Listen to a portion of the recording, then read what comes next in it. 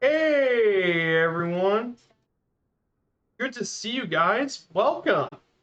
So guys, happy Wednesday to you all, the day before Thanksgiving. Good morning, good afternoon, and good evening to where you're at in the world. Viper Strike 95 is back, and today I'm very happy to now start on a brand new journey today as we visit the beautiful country of Norway. It's great to have all you guys here as well. So today we're going to be doing a flight sim achievement. We're going to complete the Norse Way achievement on FS Hub. So basically it is a 14-leg trip all across Norway today. Today we're doing legs 1 and 2. So it's great to have you guys here. Let's look at the chat first. Hello Floydrix, good to see you. Oi oi Sabloid, good to see you. So let's go over the flight plan for today. So the normal plan was to go straight there, but I wanted to include a few things. So we're going to take off here from Kjevik Airport. From there, we'll be heading to our first city, Kristiansand. We'll be visiting there. Then from Kristiansand, we're going to head up to, we're going to actually go up and go around this area, and we're going to visit one of Norway's larger cities, Stavanger. We'll be visiting Stavanger. Then from Stavanger, we're going to go up and make our first landing here at Flesland Airport, one of Norway's largest airports in Bergen. Then tour around the city and visit the very famous Bergen, one of the most famous landmarks in all of Norway. Then we go straight across many of the fjords and Fjordland, including visit the glacier Oftebren, and make our landing here at Echo November Alpha Lima, Ålesund Airport at Vigra, and in the island of Vigra. So 312 nautical miles today. So this should be a really good flight. I mean, Norway is an absolute stunning place in the sim to fly, but it's about time I actually did an entire flight sim series on Norway. So yep, I'm on Southeast Asia, Floydrix, if you wanted to join along. So the plane we're taking today, and it is a plane I've been really interested in for quite some time, and this would be a good time to show off the plane. And this is one of the greatest planes ever built. This was the first modern successful commercial airliner in the world, and it is without question the beautiful Douglas DC-3. This came with the 40th anniversary update, but I gotta say, the folks at Airborne Heaven and Microsoft really did a great job with this plane. And it's an absolute joy to fly in the sim. I absolutely love this plane. And it's definitely one of my favorites, along with the Beaver, as one of the stars of the update. So some background information about this Douglas DC-3. First flew in 1935, it was manufactured by the Douglas Aircraft Company. It was first introduced in 1936 with American Airlines. And from 1936 to 1942, over 607 DC-3s were built during this time, and they served with various airliners. But believe it or not, most of the DC-3s ever built were actually for the military, as the U.S. Army used it as the C-47. And over 10,000 of those planes have been built and used for all over the world. And this plane has been survived the test of time. You can see DC-3s flying quite a bit around the world. It can go, its max speed is 200 knots, but it can cruise at 180 knots. We're going to go a little slower and make it 150 as well. But it's a beautiful plane, powered by two Pratt & Whitney twin Wasp engines, producing 1,200 horsepower each. And the range is about 1,370 miles. So absolutely an insanely good plane as well. Hello, Uncle B-Sim. Great to see you. Check out the Uncle B-Sim channel. I mean, definitely a good guy. He has some really nice flight streams. I saw that you were flying the Junkers today, one of my all-time favorites. I love the JU-52. It's one of my favorites. So guys, before we get started, we need to add some fuel. Now notice the weight on the payload, how high it is. So you need to actually lower the weight in the payload. Let's see. Okay, that's fair. Let's go with that way. So now let's get this DC-3 started, shall we?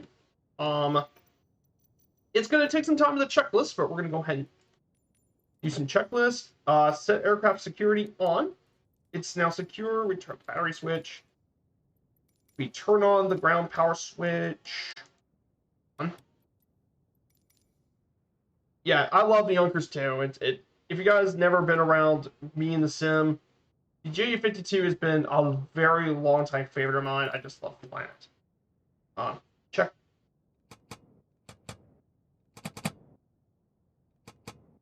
Okay, all of it looks good. We open the cow flaps.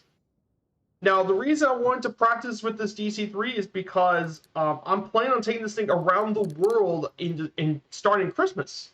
Taking the DC-3 around the world following the Breitling DC-3 in 2017. I already got the route planned. I'm waiting for the book to come out that details the entire journey. I'm going to get it in the mail from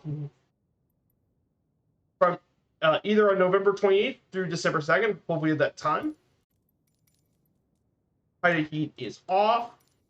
Lights is required. Turn on nav lights, position lights, nav lights, just for testing. Parking brake is set. We need to change the fuels, so we need to go set this to left main, right main to right main tank, and we're going to go full forward on the propellers.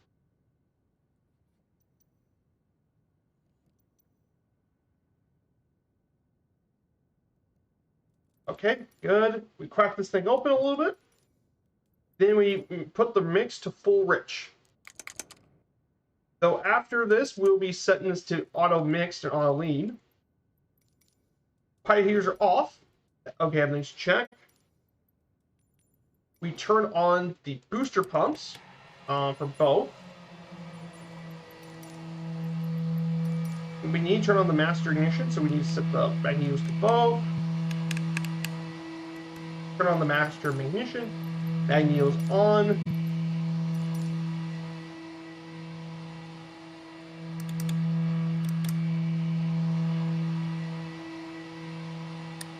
Let's start with the left engine as well. We turn it on and we mesh the starter. Let's see it on.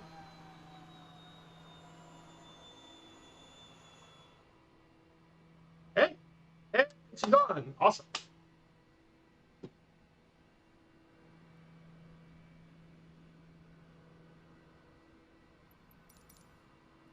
Oh.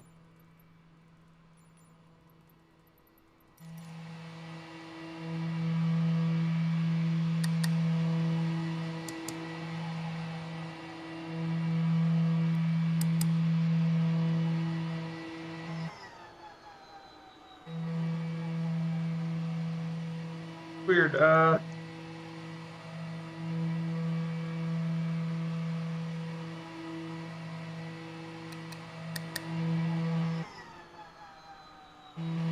It's been good to see you. I need to get this thing started. I'm sorry.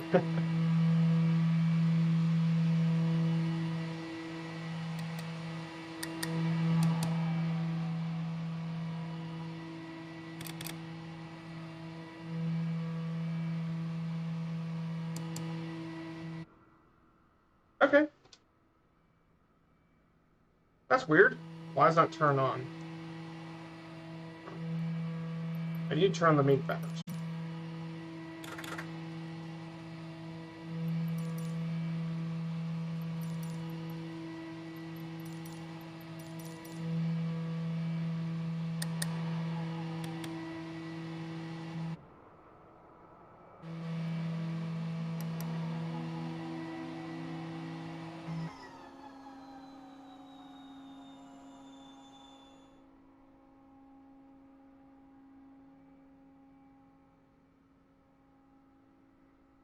That's weird. It doesn't seem to turn on really easily. I don't know if I'm doing something wrong.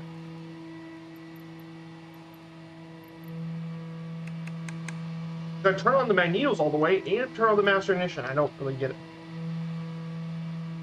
Is there something I'm not doing right?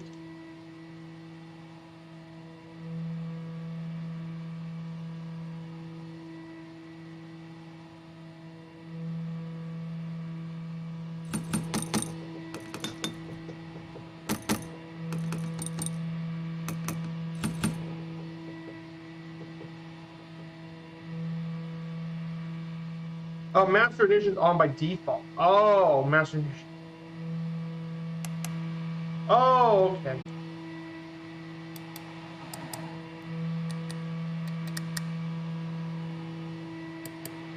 Ah, I got it. I didn't know.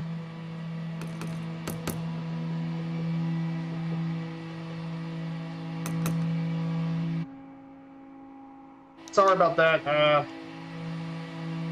Let me go ahead and try this one more time again.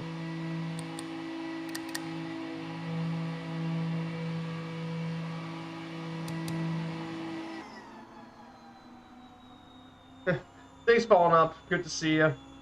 Sorry, technical difficulties.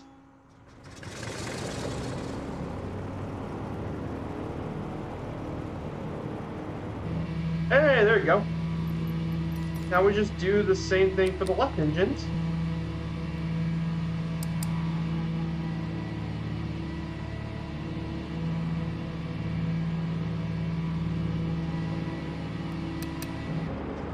Hey! She's on. Hey, she's on. Awesome. Oh, good. Nope, Merv had the same problem, yeah. We just turn off the fuel boost pump. Off. And the instruments look good. Hey, we got the plane ready. Awesome. Very happy. Very, very happy. Main rates, I don't think we... And now we can taxi. So guys, if you wanted to join in, I'm on the Southeast Asia server.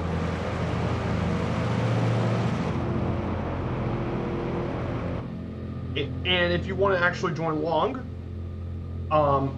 here's the airport to your top left. So let's go over, so we're going to take off here from Kristiansand Airport, Echo November, Charlie November. So this airport here it's known as Kristiansand Airport. It is actually one of the busier airports here. It is actually opened in 1939 as the joint second oldest airport in the country. During World War II, it was occupied by the Luftwaffe. Its location in the southern part of Norway made it very popular for several international routes for many years as well. Over 1.061 million passengers served this airport in 2018. And it features quite a few air routes. The busiest route is from here to Oslo. But they also have other routes, including seasonal charter routes from Asian Airlines, KLM from Amsterdam, and Wizz Air from Gdansk in northern Poland. But just a little bit of that to as well. So yeah, a little bit about Kristiansand. Let's go ahead and get this thing prepared. Don't forget to set the trim up a little more. Engine select measure counts 12 blades rotation prime, then she lights. Ah, gotcha. Yeah, I need to actually get... So we're going to cruise around 140 knots today, which is a little slow for a DC-3, but I don't have to go through this pretty fast. 67, 70 knots. And generic one.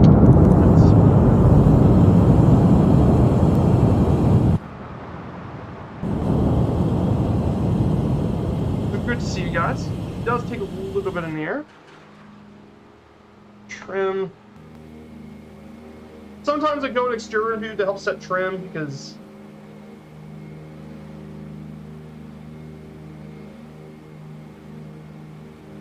so we're going to take off here.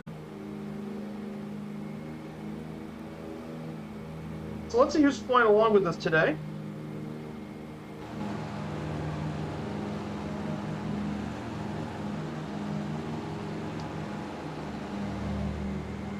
We have Voyager's flying with us in the Cessna 310. Yeah, Cessna 310 should definitely keep up with the Dakota. It definitely should keep up. So yeah, it's great to have everyone here on the new journey today. And the DC-3 is beautiful for this as well. So the place we're going to fly through first is Kristiansand. This is a very well-known resort town in this area. It is actually one of Norway's largest cities. It's the 5th largest city in all of Norway, and municipality. It is the 6th largest municipality in Norway, with a population of around 112,000 people. And tourism is a big deal here in the city, thanks to having one of Norway's largest zoo. With Norway's largest zoo, and that generates 900,000 visitors each year. There's also Market Street, which is the main pedestrian street, and of course, lots of beaches and campsites. And of course, a weekly downtown concert in the summertime.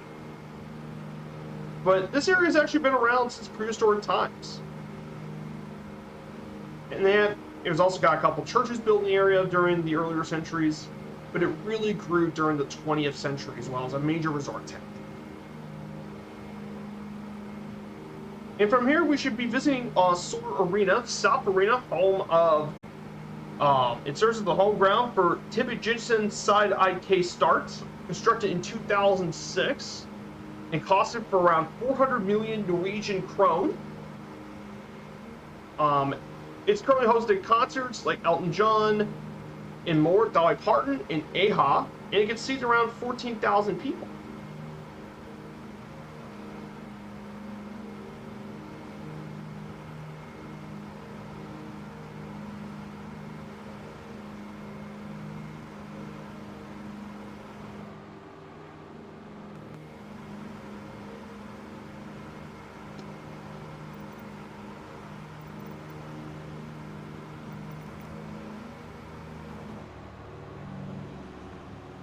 Now, if I take a quick picture to get started with the journey.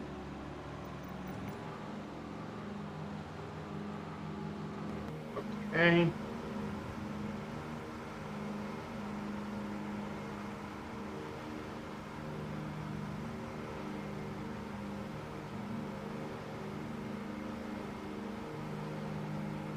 Yeah, great to see you guys here on this brand new journey with me today. Here's Kristiansand. It's a brief flyover of the city.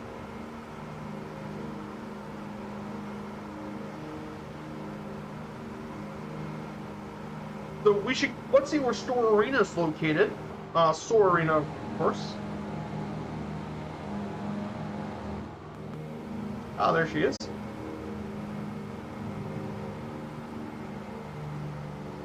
So yeah, it's great to have you guys here for the weekend, for the weekday.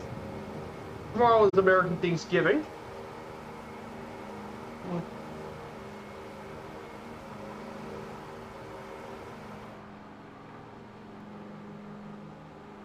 Alright, gotta go to external view.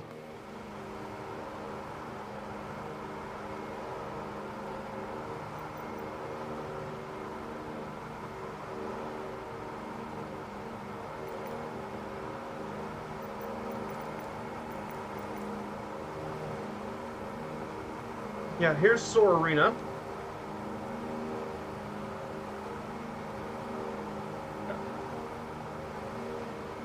Okay. Yeah, the DC is naturally unstable below 150, so you need to find a sweet spot with the trim. Gotcha. But this area is definitely very nice. It's a very nice area here in Norway. Definitely a very beautiful site as well. So I need to actually get this thing back on track. So yeah, this thing also has a Sperry autopilot, but it's not like traditional ones. We need to set the heading to. So we need to desire heading 304. Yeah, that's the desired heading.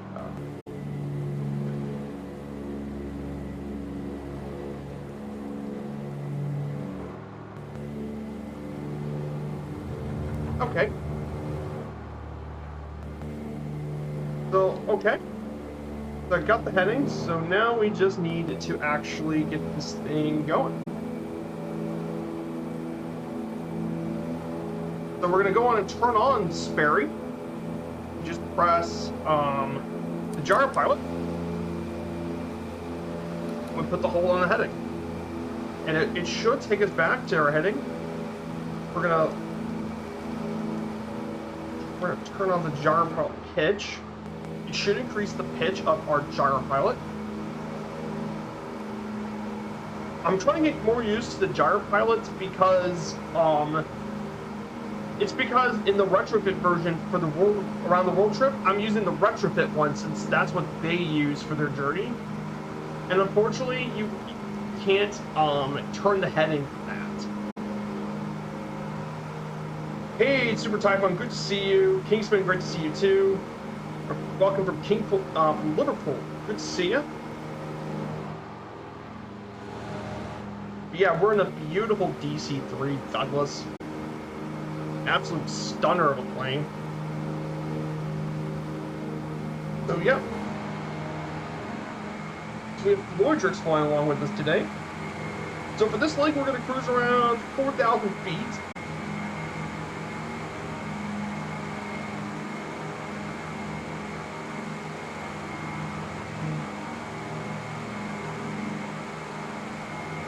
Did I see Liverpool the other day, Viper? Yes, I was at Liverpool the other day.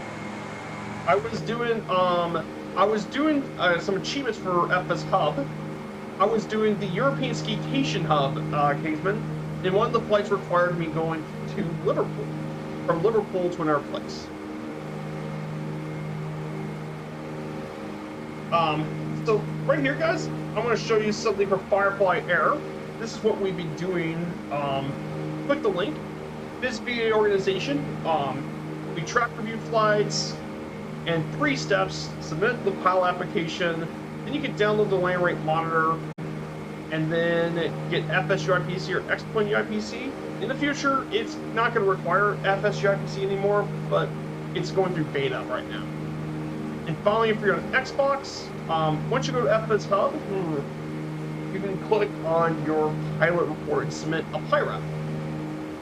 And what's great about Firefly Air, it is completely free. And look at this, someone's already got a PIRAP for us to approve. Let's see if this looks good. It looks good from Manchester to Dublin. Pretty easy. Well, let me show you the achievement that we're planning on doing for this new journey. And we're following the Norse Way, which is a tour that explores all of Norway. We're going to visit nearly every part of it. We're doing legs 1 and 2 today, but it's 14 legs, so this stream will take place within 7 streams. We'll be doing 2 legs each. So this should be a really fun journey. Is that for Xbox users? Yes, the pirates are for Xbox users. But it's a great way to have them as part of the airline.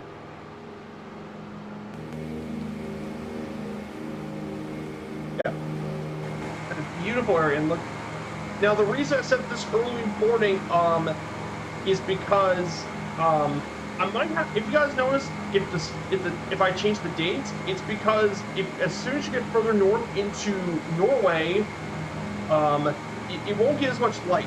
So I need to adjust it the date once I get through to the north, because unless we want to do some night flying, but you might be switching Xbox. Interesting there. Good to see you. I see CYD. I see CYD here.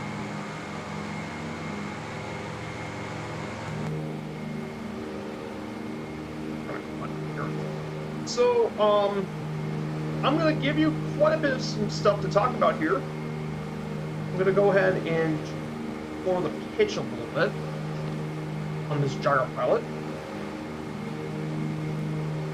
Yeah, I really do like this DC-3. It is so much.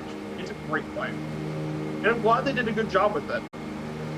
As now it's another really great vintage plane for the sim. And I'm definitely going to put that along with the Unkers. So yeah, I'm just waiting for Cyrus to do his livery. I can't wait to see that livery. So yeah, guys. So I do want to talk about some bit of history and stuff, if you don't mind. So we're going to be covering Norway today. Now, don't worry, when all this is done, I'll be handing over the slides to you guys. So let's talk about a brief know-how about Norway. It's actually officially known as the Kingdom of Norway. Yes, Norway is actually a kingdom. That's because it's currently ruled by the monarch, Harald V. But Kingdom of Norway is located in the Scandinavian Peninsula. It also owns the Arctic island of John Maben and Svalbard, also make a part of Norway. The capital and largest city in all Norway is Oslo. Unfortunately, we won't be flying over it on our journey, but it's absolutely a beautiful city as well. Population of 5.425 million people as of 2022 in an area of 385,207 square miles. But Norway is also one of the wealthiest countries per capita in the world, and it's actually fourth highest.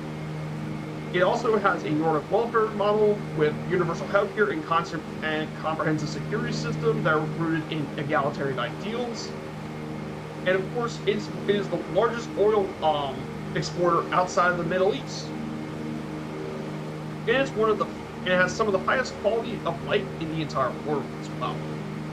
So Norway is absolutely one of the cooler countries to actually visit and talk about. But Norway's actually got quite the long history. You'd be surprised. So I might split it up between different parts.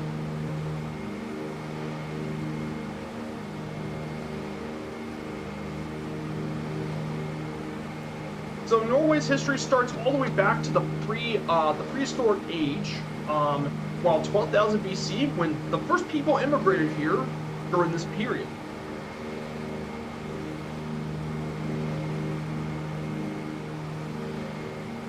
When the first people inhabited here, when they migrated over to the Norse coast, mainly nomadic tribes that went there by 9300 BC, it sells far north as Mageroa, which is all the way in the extreme northern part of the country.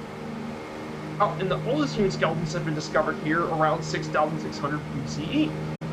And the first farming around this area started around 4000 BC at the Oslo Fjord in southern Scandinavia. But the big major breakthrough that came around this time was between 2500 to 2900 to 2500 BCE, when oats, barley, pigs, cattle, and sheep became common. And it also brought in the coded ware culture, which brought new weapons, dialects, in which the Norwegian language was eventually developed. So that's a bit about the brief prehistoric history.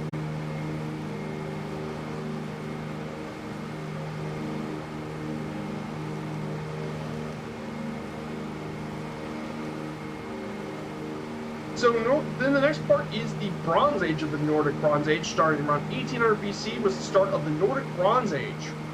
And it involved many innovations that were made during the time, including the ard, which is a plow, with permanent farms and houses and yards, with a lot of the rural areas around the fields. Some mules were so high it allowed the farmers to trade furs and skins for luxury items. And then speakers of the Ural language settled around the north in assembly with the indigenous populations, which became known as the Sami people. Then a climate shift when cold weather started around 500 BCE. The forest, which was originally made of elm, lime, ash, and oak, were replaced by birch, pine, and spruce trees, and as a result that farmers started to build more solid structural shelter. And of course, they also had knowledge of ironworking that was introduced from pelts. Then we had the Nordic Iron Age, which actually lasted 1,300 years. And with the advent of Iron Age tools, more areas were cultivated during that time, and it grew in population, considerably grew in population as well.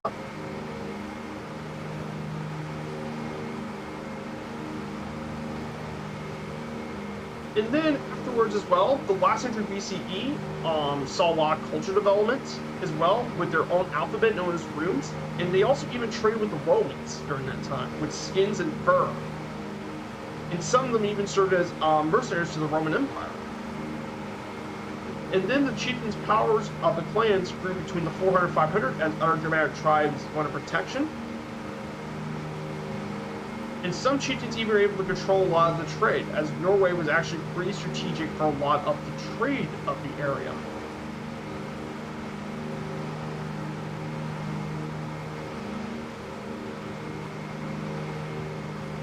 So yeah, that's going to be a thing as well. But of course, when most people think about Norway, you guys think about the Vikings. That's because the Viking Age started around 900 AD, with the first raid being in Lindisfarne in north coast of England in 793. And the reason they managed to successfully raid all these areas is because they developed the longship, which was built during this time, which is suitable for sea travel. And they also used, at the time, very advanced navigation techniques. Vikings were pretty well equipped. They had chainmail armor, which protected against a lot of slashes. They were well trained.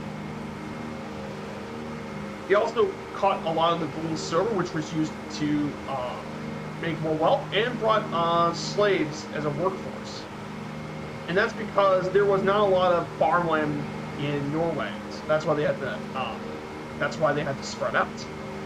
During the 9th century, saw some of the largest chieftains engage in power struggles. One of those guys, named Harald, fought Fairhair, and he actually went and unified all of Norway when he entered the alliance with Earls of Lade, and is successful in the Battle of Hafrsfjord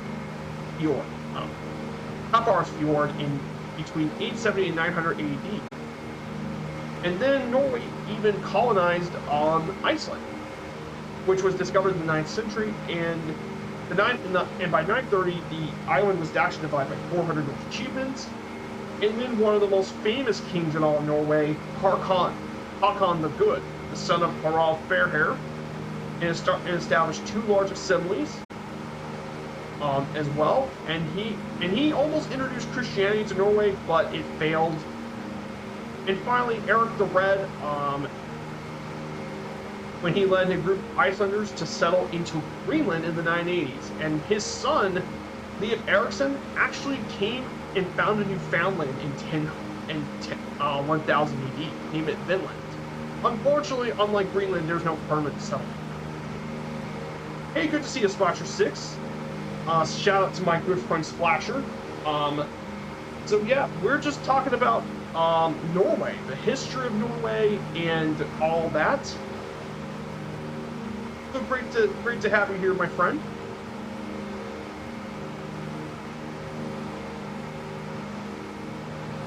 So it's great to have you along for the flight. So we're flying the DC-3.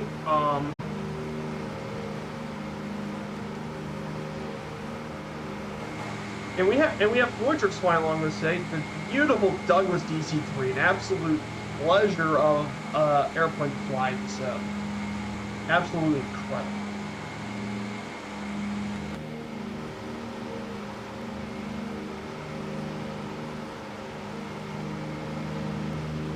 So I'm getting ready to practice the D. Hey, Bobstock, first time chat. Good to see you, man. I've been watching your stream for the last 15 minutes. Great stream, great historical information about Norway. Great to see you, Bobstock. Yes, and thank you for creating FS Hub, my friend. I absolutely love this VA service as well. It's great to see you here. Yeah, I did some modifications to the current flight plan. I added waypoints for the PUI landmarks in the sim, and I can always talk about it. But I do these for every single of one of my flights. Just talk about history, talk about the landmarks, talk about the area in general. And that way you guys come away with the knowledge that I learned something on the stream. I think that's the best part about flying around, is to learn about the world. Yeah, I appreciate it, my friend. And then during the Middle Ages, here it is. Here's the other part of Norway's history, Håkon the Good. Here's his picture of him. And he allowed freedmen to make decisions that led to Norway's unification. And they even took Greenland, which is pretty funny about a lot of people realize. Greenland didn't have much land, and Iceland actually pretty green. Kind of an irony, that's me. Now, during the Middle Ages was a lot of Christianization, and the abolition of the traditional Norse mythology was first attempted by Håkon the Good, and later by Olav Tryggvason, what was killed in the Battle of Svolder in 1000. Now, Olaf Haraldsson, however, he made things past the laws of the church, and thus allowed Norway to be Christianized in this timeline. In fact, we can see that when we visit Trondheim as well. And then from the 1040s to 1130, the country was at peace until a civil war era broke out over succession to the Norse throne, Norwegian throne. And apparently, all this was created in the time.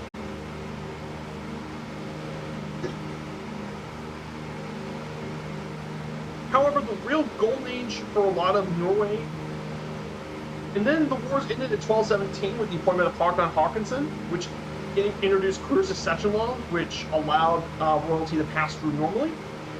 And while in the Viking Age, all farmers owned their land, by 1300, 70% of that land is actually owned by the king, church, or aristocrats.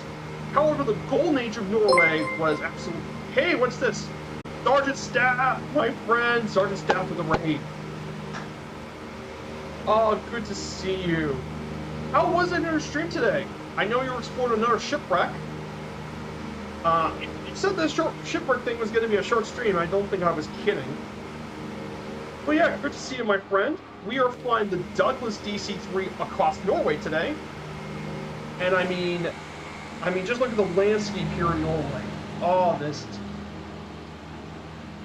isn't this just amazing? Yeah, let's get a shout out to Sergeant Staff.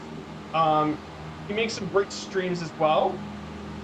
And of course, one next shout out is to the Floxtrot. Good to see you, Flox. How you been doing? He says, I should write the achievement blurbs. I probably should, Bob. My research ability is pretty good and all. But yeah, we're doing the Norse Way achievement for Firefly Air. And I'll be doing all these sort of flights as well. So I'm just going over Norwegian history for today. But like I said, okay. Getting back to topic, so the golden age of Norway was in the 14th century thanks to the relative peace, but also a lot of the trade with the British Islands and Germany with the Hanseatic.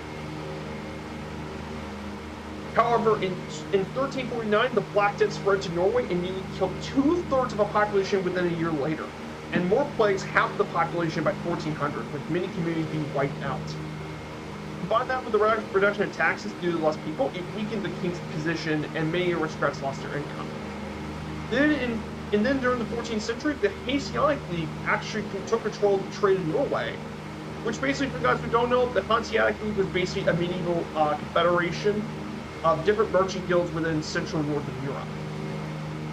And they established many trading posts in many of the port cities here in Norway, including Oslo, and then Bergen, our first stop, actually, which had the largest German colony. Olaf Håkonsson inherited both the Norwegian and Danish thrones and created a union of the country known as Denmark-Norway, and then under Margaret I, they created the Kalmar Union, which was a union between Norway, Sweden, and Denmark. And waged war against the Hanseatic Confederation resulted in trade blockade and higher taxation, which caused a rebellion. Unfortunately, Norway was too weak to get out of it. And then Norway slipped into the background under the Oldenburg dynasty, and it did not take part in any of the events that led to Sweden's independence later on. So here's more pictures. Then in 1523, Sweden was able to pull out from the Kalmar Union, creating Denmark-Norway, which lasted all the way to the Napoleonic Age in 1814. Almost 300 years of being a during that time. When Frederick was dead during that time of Denmark, it created a three-way war of succession between the supporters of his eldest son, his younger Catholic brother Hans, and the followers of Christian II. Ultimately, Christian III triumphed and demoted Norway from an independent kingdom to a Danish province. And the Reformation was opposed in Norway in 1537, which strengthened the power of the king. And then during the 17th century, there was a series of wars between Denmark, Norway, and Sweden. which, by the way, back then, Sweden was a major European power back in the 17th century. That was the height of Swedish power. The entire period saw mercantilism as a base of commerce, which was a lot of regulations of tariffs, monopolies, and privileges. And during that time, Bergen was actually the largest city in Norway during that time as well. And those wars included the Kalmar War, the 30 Years' War, and the Second Northern War as well.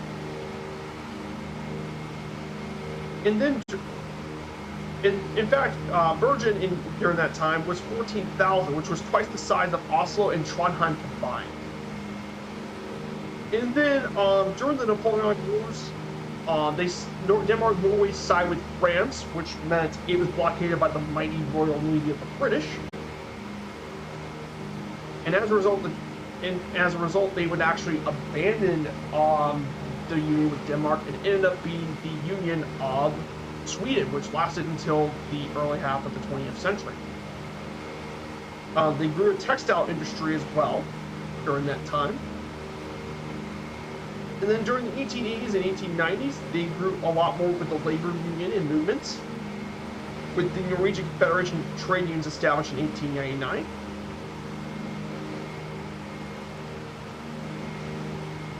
As well. And then other parts of it include the increased machinery and thus capital in the 1850s, the abolition of the British Navigation Acts, and more. During 1905, Norway gained independence in 1905 when the referendum voted for independence from Sweden. And then during that time, they added a lot of social reforms, sick pay, factory inspection, 10-hour working day, and more. Also, in addition to this as well, Norway was also a leader in polar expeditions from the 1880s to 1920s. Many Norwegians carried out polar expeditions during this time when they traveled up to the Arctic and Antarctic.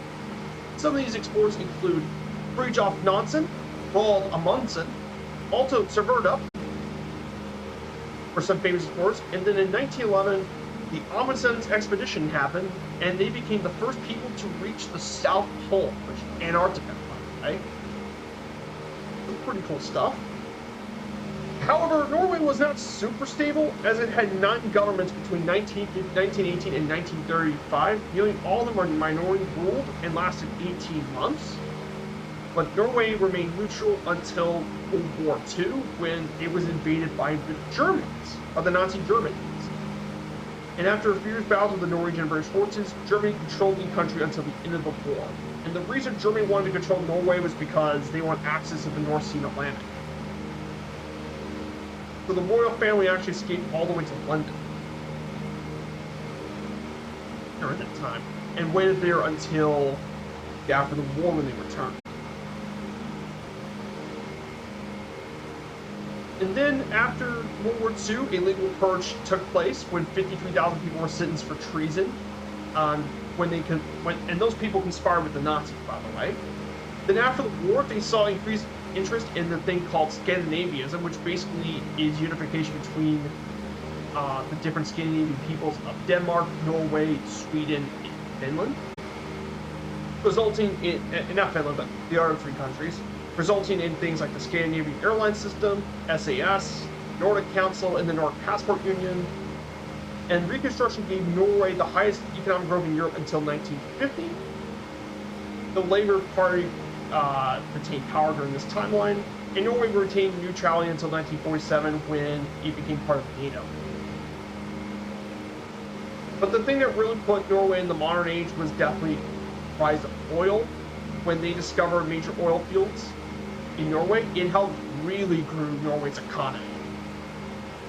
And trust me, oil is a very valuable resource, so when you have control of something that valuable, it's pretty important.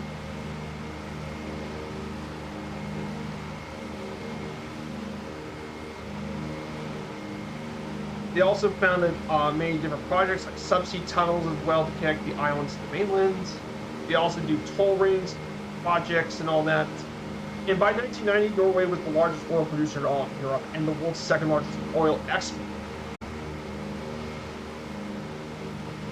And then during the 21st century as well, they had a couple of terrorist attacks as well.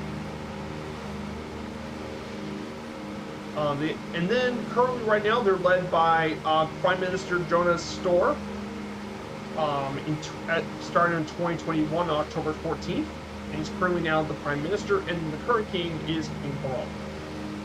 So yeah, that's it, guys. Hey, foreign national, see you. Venezuela had similar discovered oil, and they didn't have corrupt governments. Yeah, that's weird considering, unlike many other governments with oil, Super Typhon, Norway is not corrupt.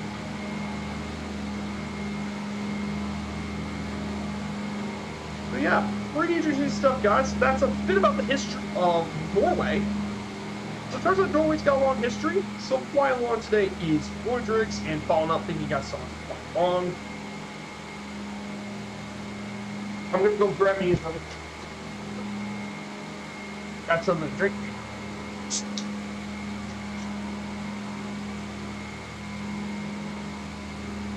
So yeah, it's great to have you guys here. Unfortunately, Merv's not feeling super well.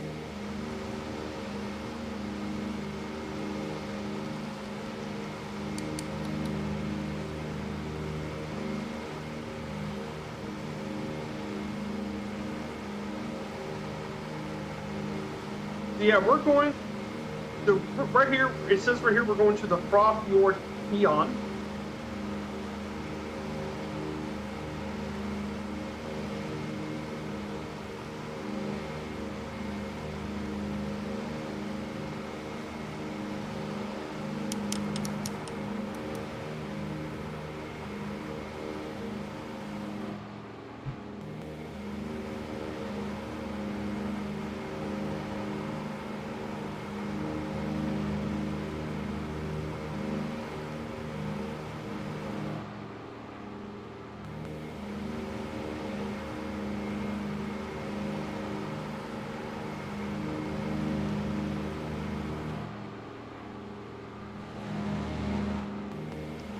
Yeah, this whole area is just absolutely beautiful.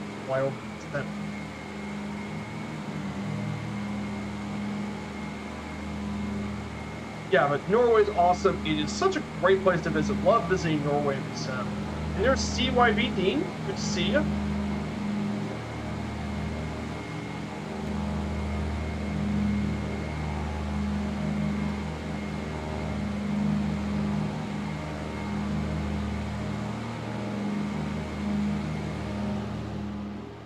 Man, this area is just stunning. Isn't this place just stunning with its scenery today?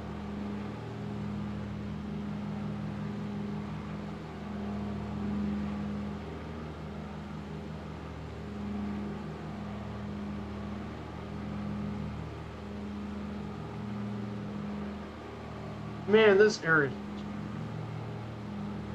A moose once bit my sister. Oh, a moose. Yeah, mooses can be quite dangerous animals. I mean, moose can be really dangerous. You'd be surprised how dangerous a moose can actually be. Basically, they're like a deer on steroids. They're the largest member of the deer species.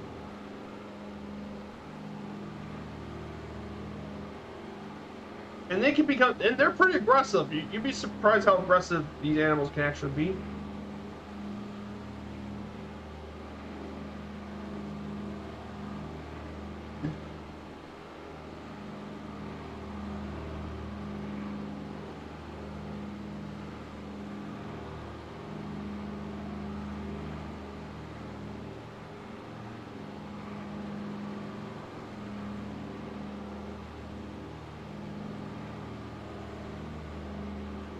Yeah, moose. Yeah, moose, Mustafa. Yeah, they're more dangerous than bears. Oh, definitely. Moose, especially, they can be especially very aggressive. I mean, they're not usually aggressive towards humans, but there's a good. The reason that a lot of people that do get aggressive is because especially during the mating season, the males can be really aggressive due to their testosterone, but also the females with like calves and all that become very protective.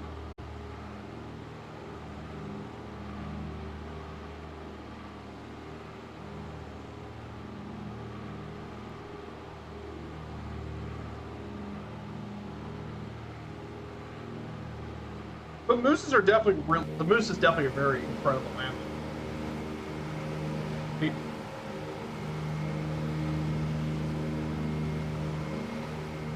So yeah, it's great to see you guys. I hope you guys are doing well this week.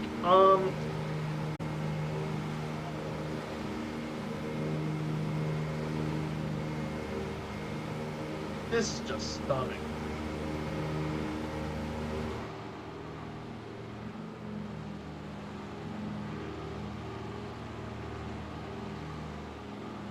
So a couple of things going on for news for Microsoft Flight Sims. So the Sims coming out with a couple of some really interesting news this past week. First, World Update 12 has been announced coming out soon, and that's going to be in New Zealand. I know that was just what's this? Oh, Catbad 9 with the raid. 6 viewers. Catbad, hey, great to see you, Catbad.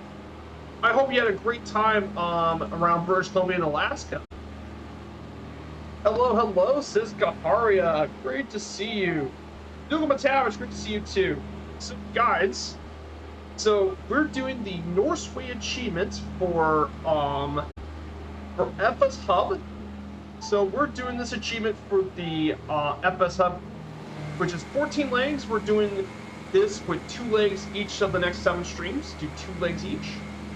And of course, we're taking the beautiful Douglas DC-3, and it's one of my absolute favorites. So let me give a couple shout outs. First to Cap9, great streamer, another close friend of mine, and a close friend of the community. Great to see you. I'm gonna give you a shout out to Karia as well. She's a lovely streamer. Well, and she does the Spitfire flights around the world. I'll be doing my own flights around the world, this time in a Douglas DC-3. And of course, Deke Decimus just came back streaming. So definitely check out his stream. He does American Truck Simulator and Microsoft Flight Sim, and is another close friend of mine as well. So I give you all guys shout outs too, but I mean, you're all great content creators, so, and close friends of mine. So we're approaching one of the Norse cities around this area. So we're approaching Stavanger. If you guys were here earlier, I was giving out a history lesson about Norway. And Norway has a really rich history as well. This is Stavanger, Norway's 4th largest city, the 3rd largest metropolitan area in the country. It was founded in 1125 AD when the Stavanger Cathedral was completed. The core of Stavanger is mainly made of 18th and 19th century wooden houses that are protected as part of the cultural heritage of the city. It grew rapidly during the 20th century thanks to Norway's booming offshore oil industry, and it's a key industry in the region known as the oil capital of Norway. It's also quite mild by even Nordic standards due to a lot of the maritime influence of the marine climate. So as a result, even in winter, the water it actually is still above freezing. It's also home to Stavanger Airport, which is actually Norway's oldest airport. It's the original airport built in Norway, and it's the country's 3rd busiest airport too. So very important area here we're going to be visiting soon. Hey Viper says Catbet, it was amazing. Thanks to Dankey's flight plan. Oh, Dankey makes some great flight plans. Love Dankey stuff. Hello, King Cobra. Great to see you here as well. So yeah, I'm going to go ahead and start sending a little bit. Changing the gyropower pitch. Built by whom? Built by whom? A DC-6 flew from Yellowknife all the way to northern Canada, selecting him back to Norway. Cool. Yeah, Stavanger Cathedral. Unfortunately, it's not a landmark.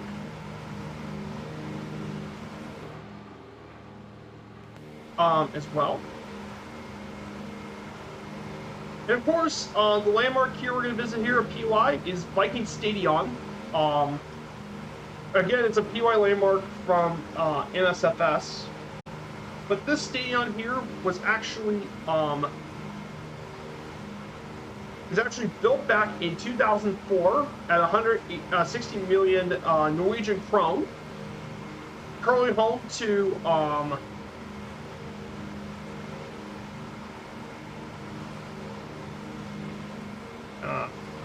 I'm sorry. It's actually home to the Viking FK team. It has a capacity of 15,900 people. The record attendance was 16,000 when they met their rival Bergen. Hosting many concerts for many artists like Bob Dylan, the Eagles, Kiss, Bon Jovi, and more. So we should be seeing the stadium pretty soon from our trip. But yeah, absolutely beautiful area.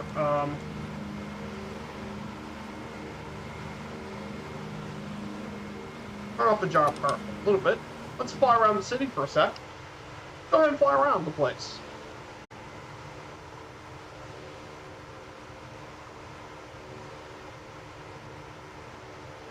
Yeah.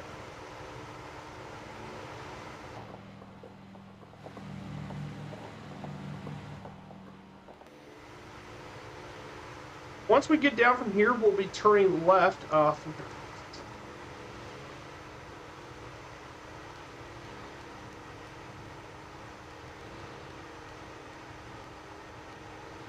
And then we can go a little lower altitude for that one.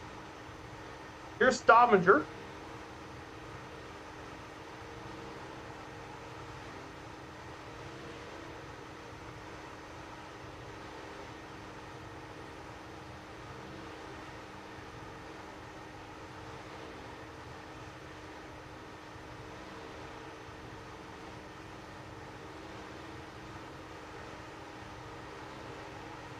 Okay, so the football stadium's actually further inland.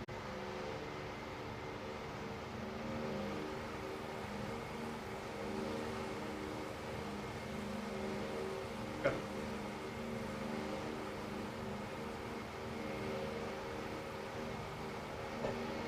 Yeah, I do love Norway. If Norway reminds me of something, it reminds me of Southeast Alaska.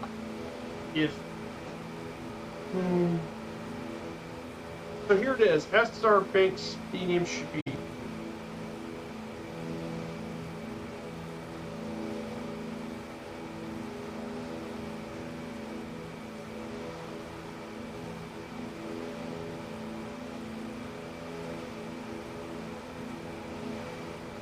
There's that stadium. Unfortunately, it's not showing up as a POI landmark. I don't know why.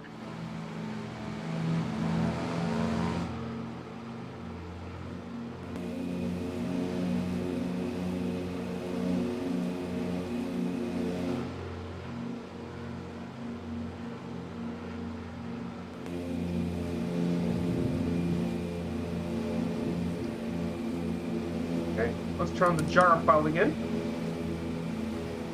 And let's hold the heading to 340. There.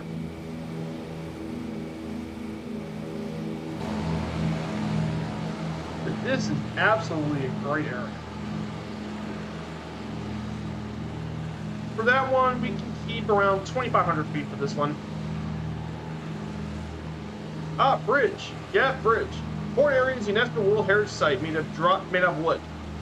Ah, actually, we're going to be visiting that area soon. It's Bergen. It's known as Bergen, apparently. It's all the way in Bergen, actually. We're in Stavanger.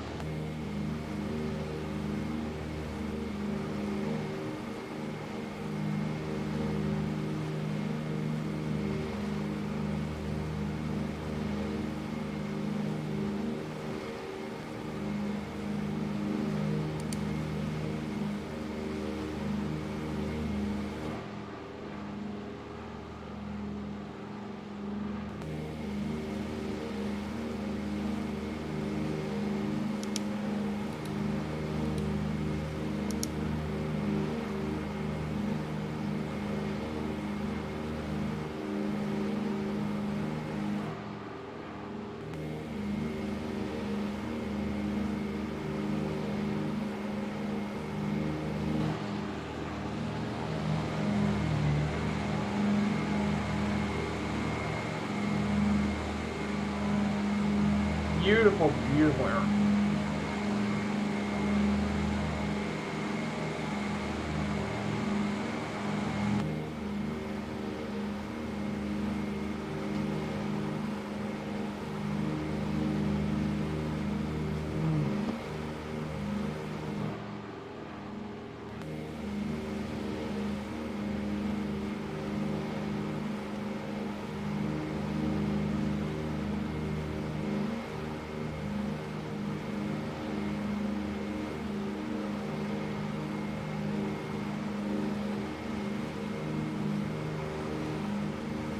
Look at the view of this place.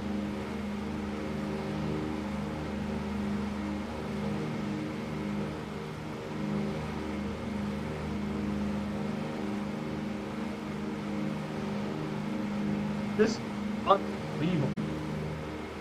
Look at this.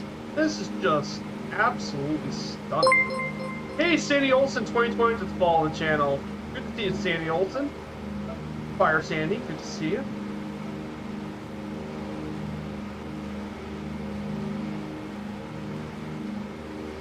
Oh yeah, look at the state of it. Yeah, let me go external view. You're not kidding. The state of it looks absolutely epic. I'm not kidding. You're not kidding on that one. Or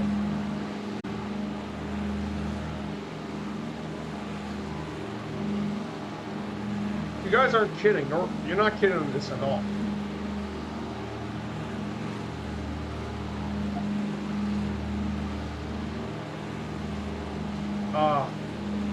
I can definitely see why you guys like this spot.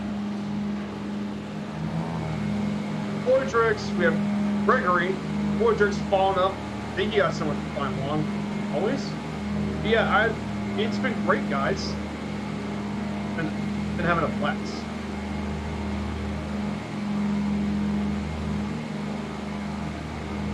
So yeah. So I'm glad you guys are doing well today. I wanted to show you actually a book I'm actually thinking about getting.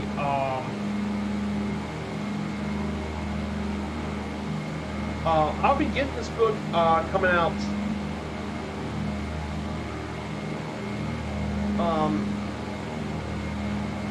soon. So this is the book I'm planning on getting in December. It's currently being shipped, but here's the book. It is the legendary DC3. It was done by Francisco Aguilio, Rafael Farm, and Katsuko Tanaka. But it's going to be a book about the Britain DC3. When he took the thing around the world, which lasted 7 months, to much of the world for air shows in future generations. So this is the book I'm getting my hands on. And they fly everywhere, and I actually managed to even get the routes for it. I'll be showing off in the Discord in the future, but the fishing is definitely awesome around here falling up. I mean, Norway is rich with lots of seafood. It's very rich, a lot of the waters up there.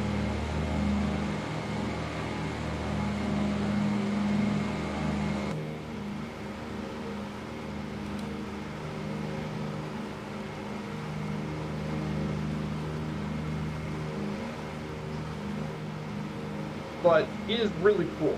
And I actually managed to find the route they did, so I'll be showing that later. But basically, if you guys really wanted to look for the routes, I'm going to go ahead and show you guys what I'm talking about for the DC3 tour.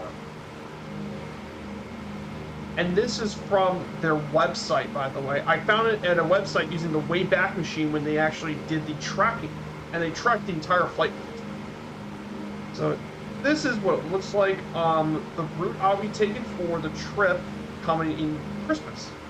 I'll post more of this in the big old Discord section, but this is going to be my first ever around the world flight.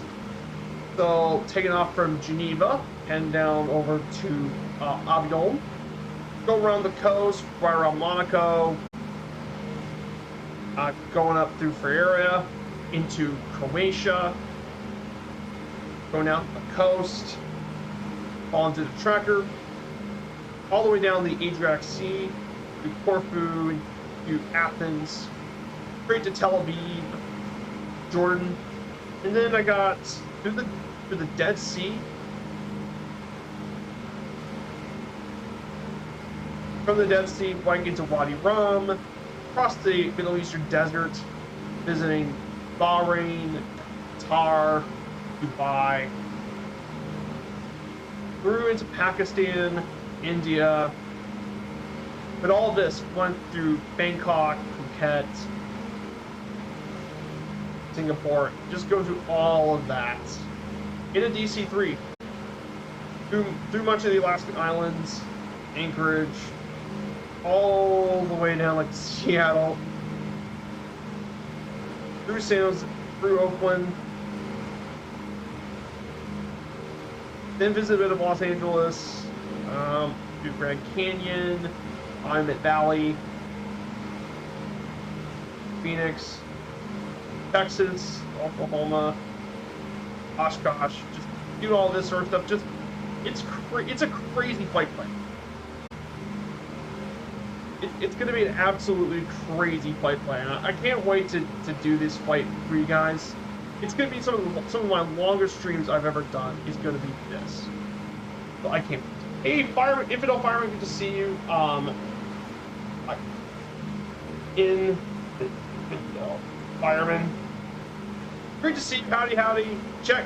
Infidel Fireman's back streaming. He just made affiliates, so definitely guys give him some support. I've seen him all the time in Scruffy streams, so definitely check it out.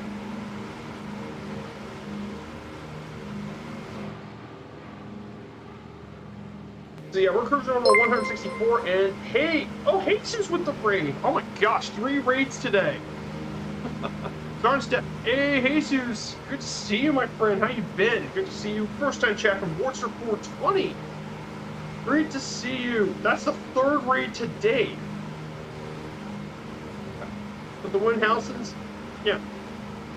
Good to see you, Jesus. I hope you had a great stream today. Definitely check out Jesus F15. Definitely check him out. But it's great to see you, my friend. So we're doing a VA flight. It's a VA group flight. We're doing the Norse Way achievement on FS Hub. It's great to see you here as well. And we're traveling all throughout Norway. So this is our route for today. So currently we're traveling through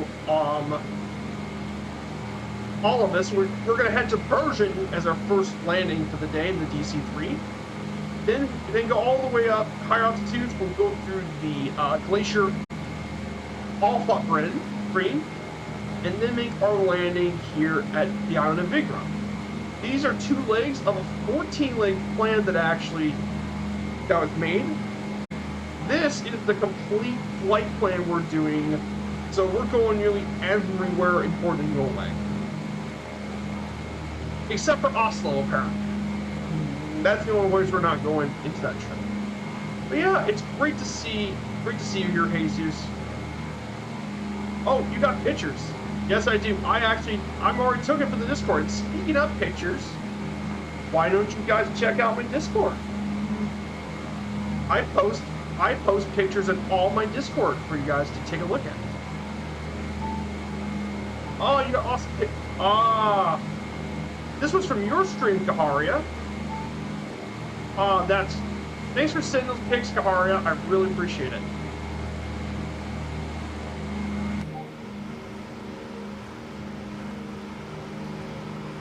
Yeah, Norway is an absolutely stunning, it's a stunning area.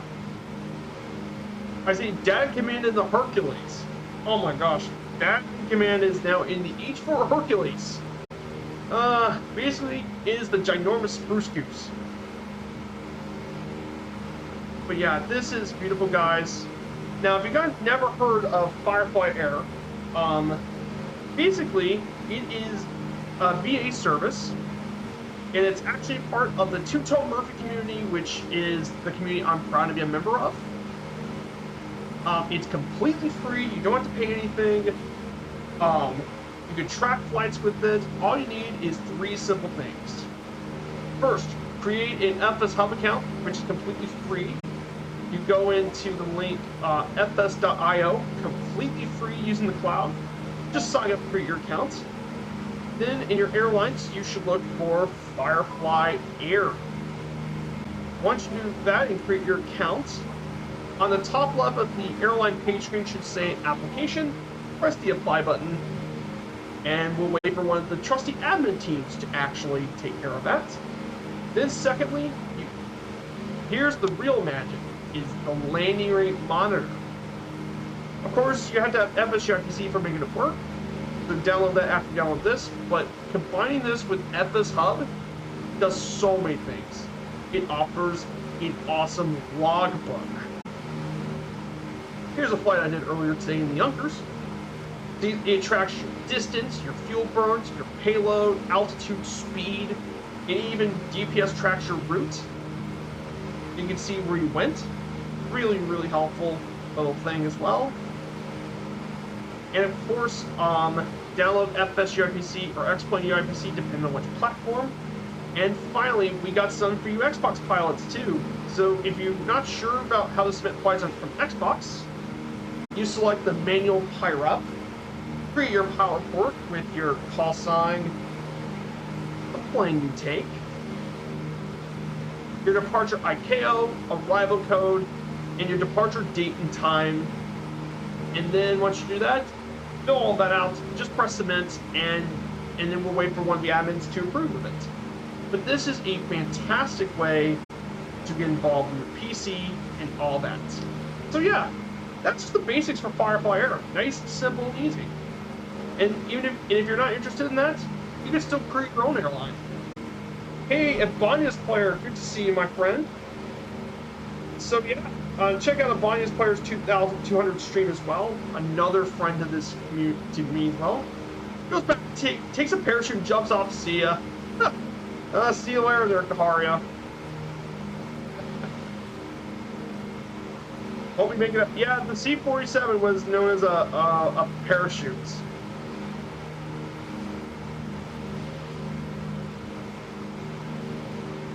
But yeah, this area is just stunning.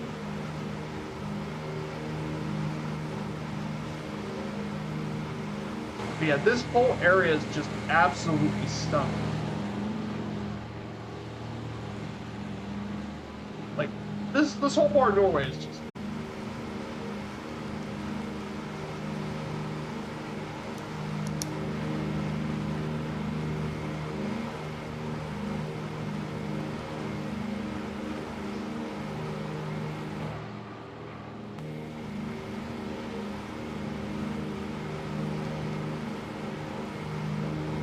Yeah, this whole area, yeah.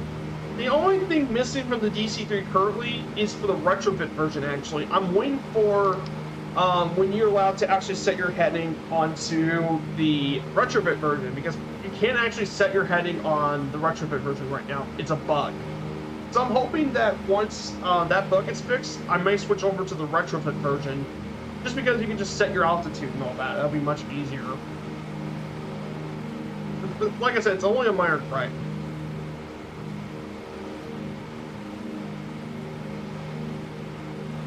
This whole area is just great. Tons of fjords. I mean, it's a great place to do a lot of your GA flights in Europe.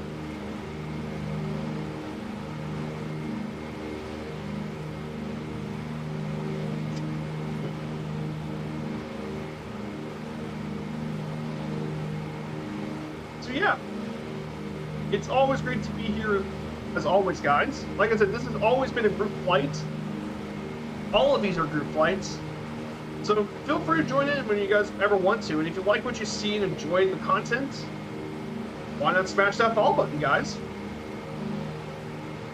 So a couple of more news since before stream.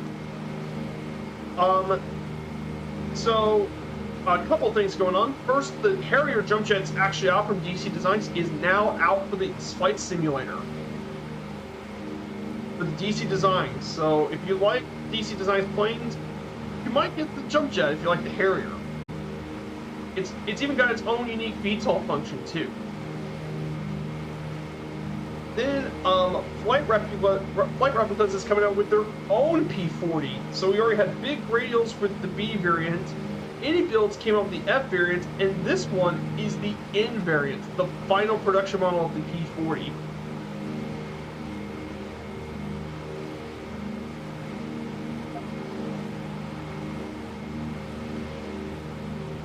So I'm really curious to see how we already have 2 P40s coming out, now we have a third one.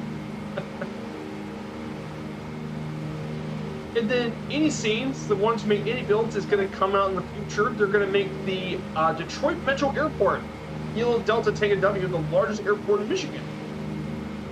So that's going to come out in Microsoft, so all you guys like to fly in Michigan, like flying airline flights can definitely support that. And of course, Flight Sim Studio is coming out. The guys who made the Sea-Ray,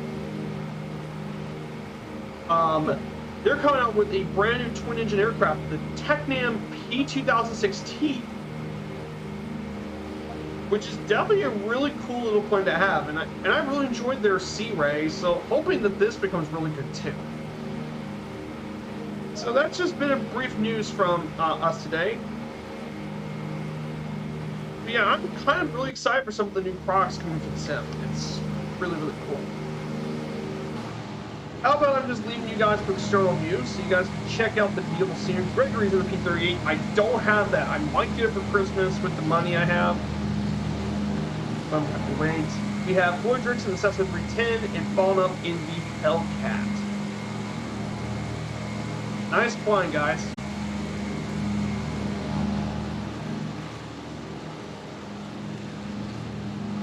But this area is just awesome.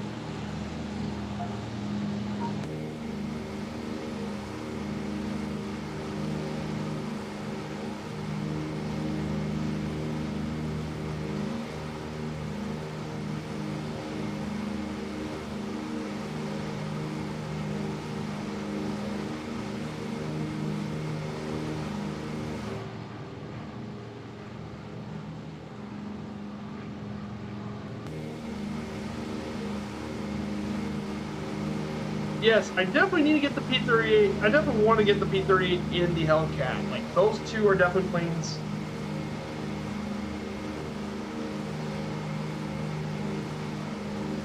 Yes, I still need to get some. Like I said, I'm trying to. I don't have two. I'm not. It's not like I have a paycheck. It's not like I go to work, get a paycheck to have the money. I need to be patient with the money. But yeah, those are 2 points I definitely want to have my hands on.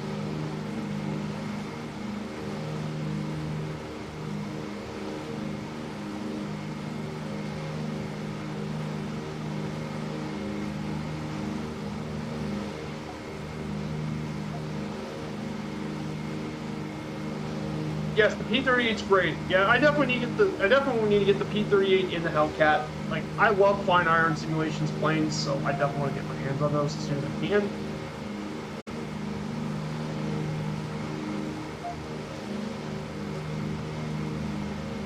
There's 2 buoyant systems. Take them off. Yeah. Gotcha. Yeah, this area is just stunning. Look at all the different communities down there.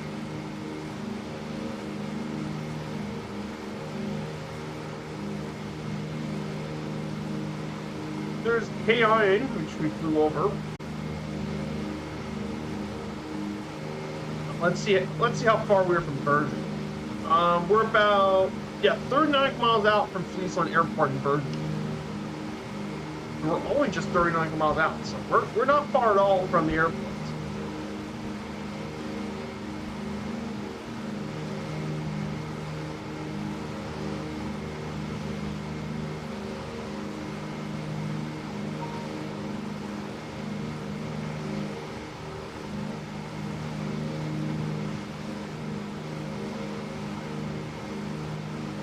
So, I wanted to ask you guys, I'm going to ask mainly the guys in the United States, because in the United States, we're having Thanksgiving, actually. U.S. Thanksgiving's tomorrow. So, if any of you guys in the United States have any Thanksgiving plans, let me know. For me, just have family time with turkey, stuffing, and more. Some delicious Thanksgiving food as well.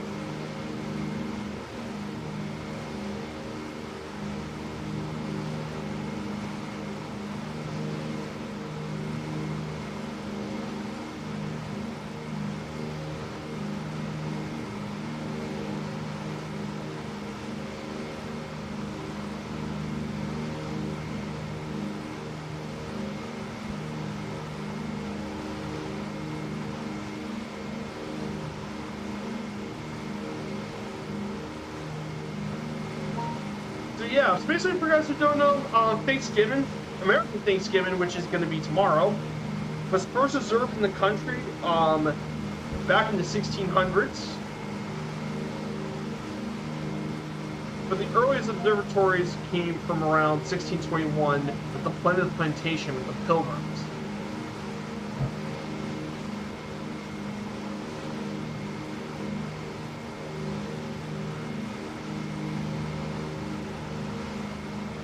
And apparently the story of the first Thanksgiving came around when the Squanino, when the Waspatuxet, Tisquantinum, he actually, he came across the Pilgrims, and he taught the Pilgrims how to catch eel and grow corn, and served as an interpreter to them until he actually succumbed them to disease.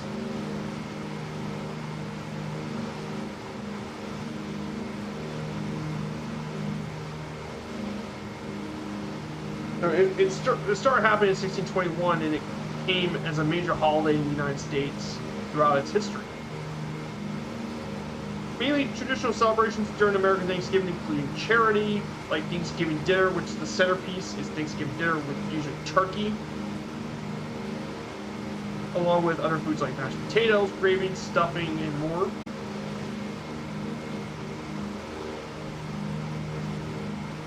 And to give thanks, and there's even Thanksgiving parades. The most famous is the Macy's Thanksgiving Parade, which happened since 1924.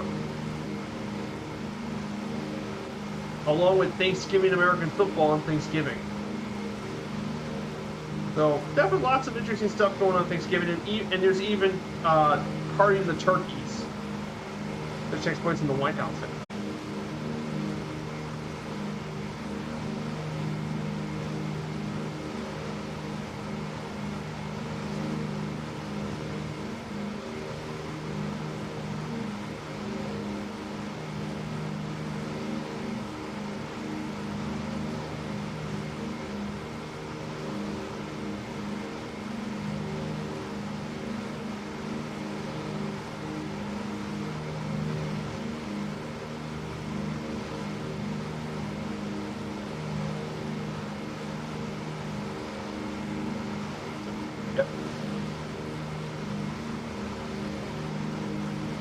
So we're going to head to our first stop that's coming up pretty soon. This is actually Bergen Airport. It's known as Friesland Airport technically as well, but this is actually one of Norway's busiest airports. It's the second busiest airport in Norway after Oslo, with 6.3 million passengers in 2018. The largest airlines operating the airport include Scandinavian Airlines, Norwegian Air Shuttle, and Widerøe operate the airport. Its route to Oslo is among the busiest single routes into Europe. And this airport has been around, well, for a long time, since the 1920s. But it actually has came since the 30s and all that.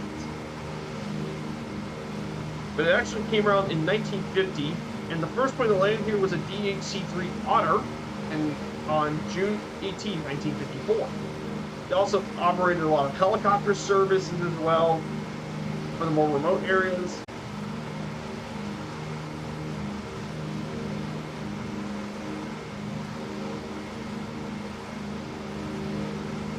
And there's all sorts of airlines making their service here to Bergen. From Paris to Riga, Helsinki, Frankfurt.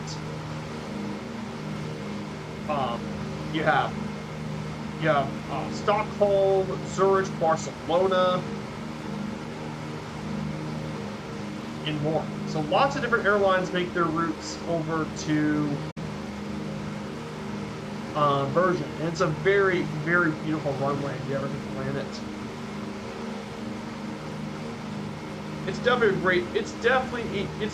a great airport in Norway.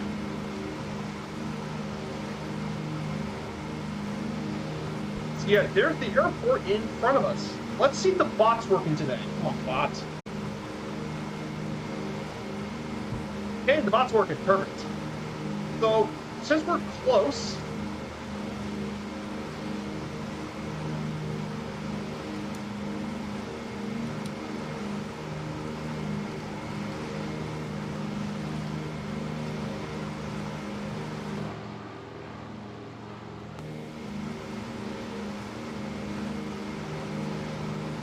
yeah, this whole area though. Look at this area. It's just, oh, that's just beautiful, guys. I mean, you can't imagine better flying than this. So, since we're about pretty close to landing here at Bergen, go ahead and do exclamation point predict, and then type in a negative number. That's because we're going ahead and get ready to land.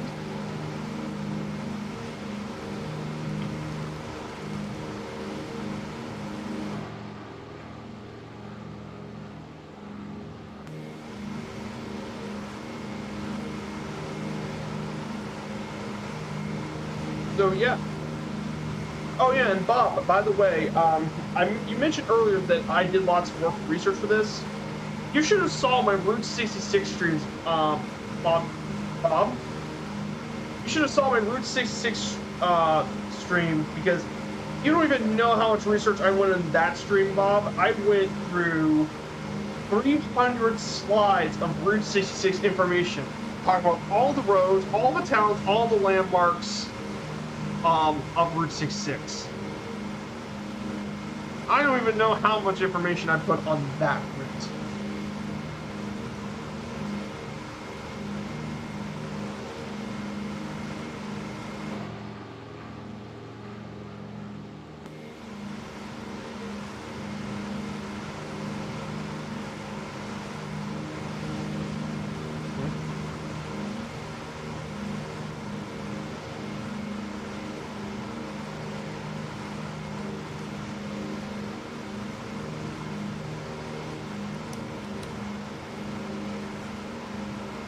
So, oh man, I bet you did it. You don't do things by half. No, I don't do things by half. I do all of it. I do every single stream from top to bottom. I don't do it half-a. I do it fully. I just do things my own way. I'm a worker at heart. If things need to be done, I will work things the way they should. It is. In fact, Bob, if you want to check out those Route 66 streams, I actually have all the VODs for it. Check out this channel over here. Click the link. It should go to my YouTube. It's where I put all my VODs in it. So I got all my VODs from all my previous streams up there. So check them all out. That way you guys get to know more about my past series. I've done baseball. I've done historical recreation planes from 1926. I did all sorts of push flights back when I was first streaming, and of course, Firefly air journeys. So I don't half-a all those journeys. I do all of them. Okay. I'm gonna turn off the gyro pilot then, and let's get this bad boy ready to land.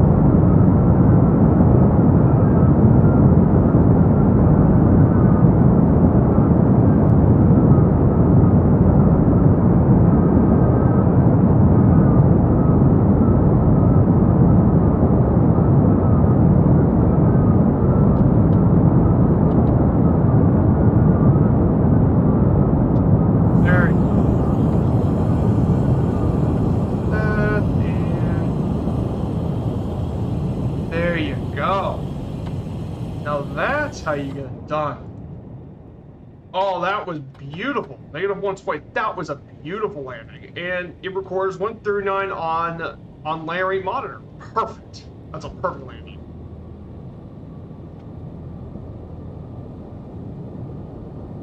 Just gonna park it somewhere.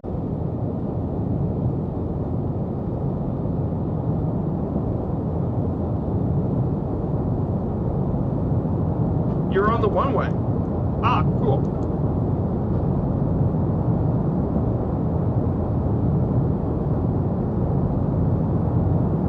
Let me go ahead and just get this thing parked at the airport.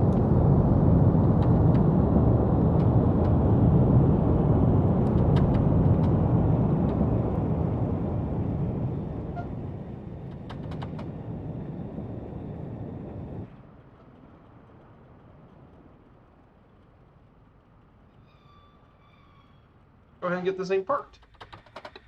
All right. Just gonna go ahead and reduce the propeller.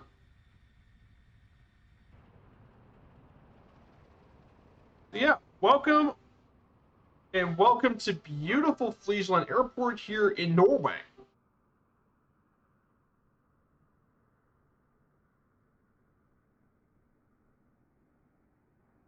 So we're gonna wait for Flordrix to nail his landing in the Cessna 310.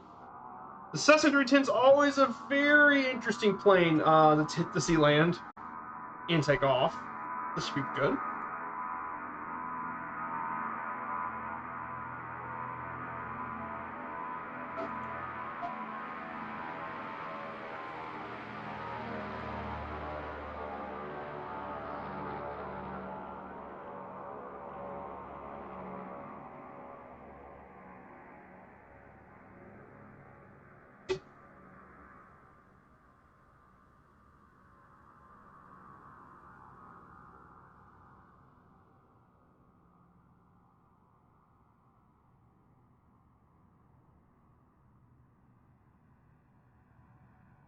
Oh, you got this, Floyd? You got this?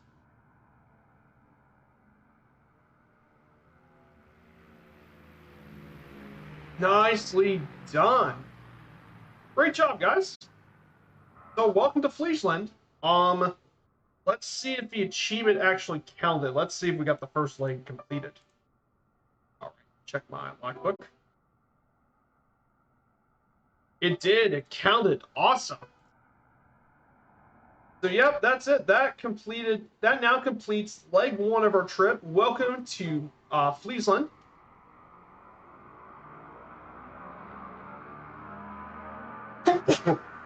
Yeah, first leg, 184 nautical miles for the first leg. So while we're waiting here, we're going to go ahead and wait and take a 5-minute break. I'm going to go take a hygiene break for 5 minutes, and we'll get back flying.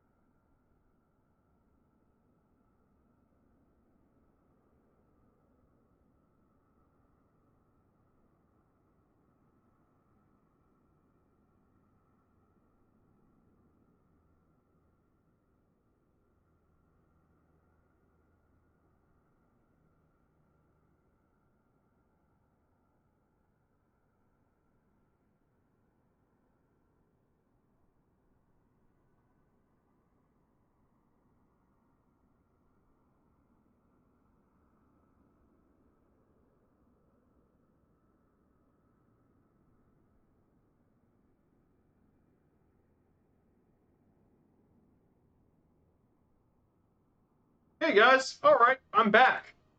Good to see you guys here. So we're now going to go carry on to the second leg of the trip. Let's go brief over the nav map one more time.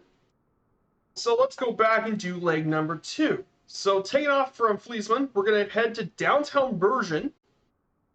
Going over the 7 hills. We should be going to see the famous landmark, the Bergen. Then we'll just continue straight. We'll be visiting quite a few of the mountains and all that. Visit Ålesund, one of the many glaciers in this area. Fly over the North Fjord. And then make our way down to Ålesund Airport, one of the other major airports here in Norway. So, okay. So let's get back into the DC-3.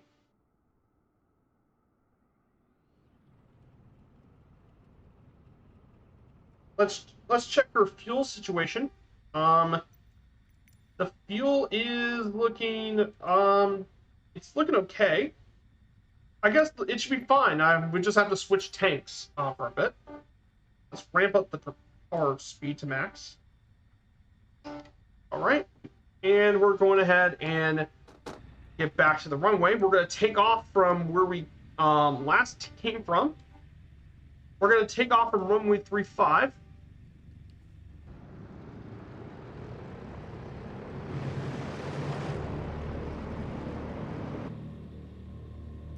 I'm also going to go ahead and set the trim.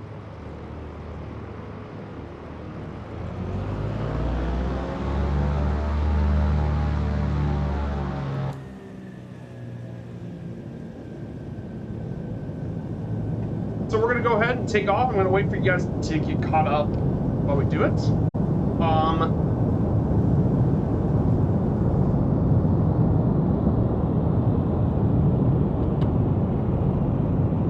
So the city we're going to be visiting for this is the city known as Bergen.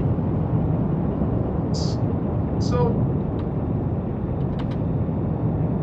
Bergen. Well, many people know Bergen as the gateway to the fjords, which are all over Norway, but in fact it's actually one of the more important cities historically for Norway, as it was one of the major trade cities of the Hanseatic League, and it was even Norway's capital in the 13th century.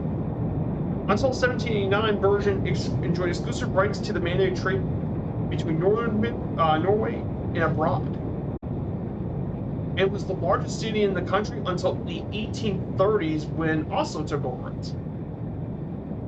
Of course, it's famous for its heritage site, the Bergen, and it's an international city for aquaculture, shipping, offshore petroleum, and much more. And it has a very mild winter climate, so it should definitely be a really nice place to visit. So definitely check out Bergen.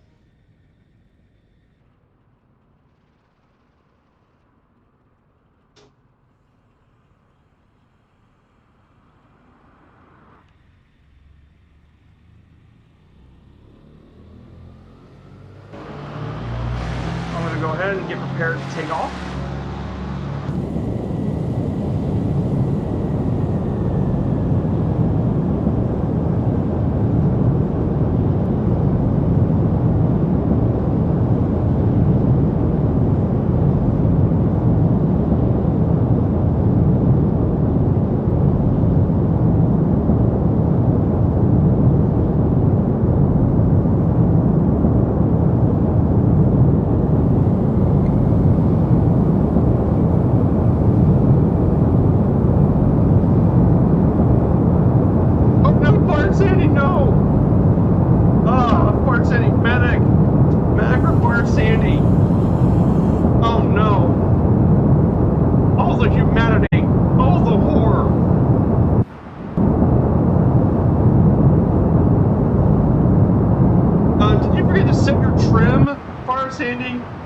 You should trim this thing low.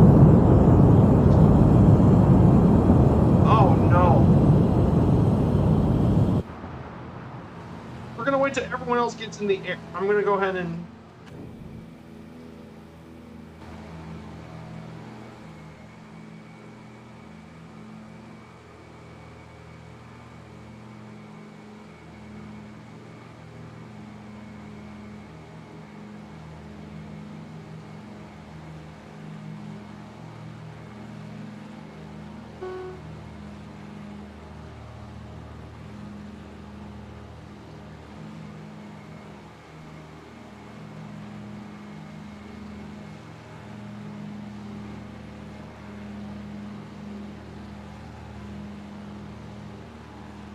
Oh, no, Farzine did again! Oh, no!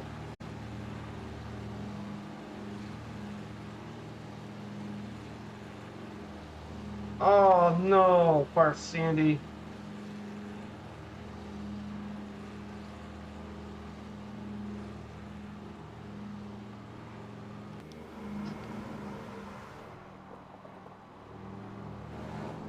Okay.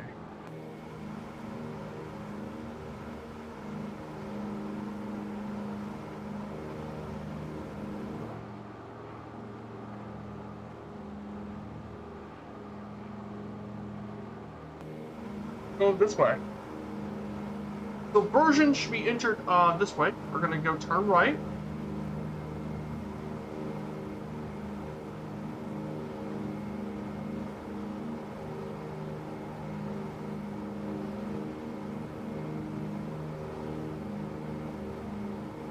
So some pretty interesting information about Bergen. The city center of Bergen is actually surrounded by the 7 mountains around Bergen, and the highest of all the mountains is Ulriken, which is 2,100 feet, and that is to our left, I believe.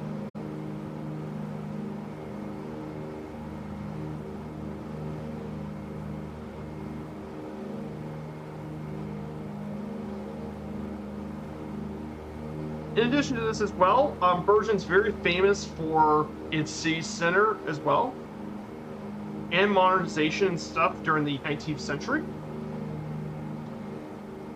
Oh, and here's an interesting fact. Billboards are actually banned in the city as billboards.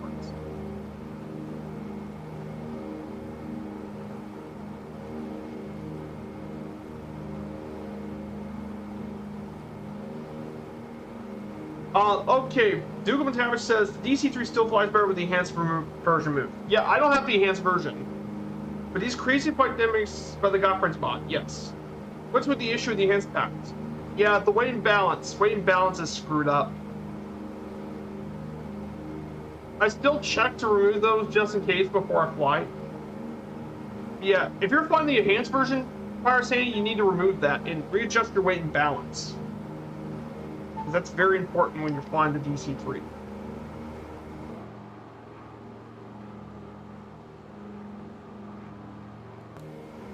So welcome to Bergen, guys.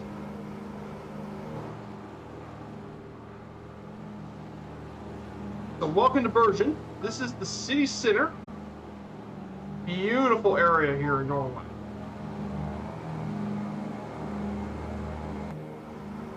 There's actually one particular place here in Norway we're going to visit. Let's see if we can find it. I think I found it.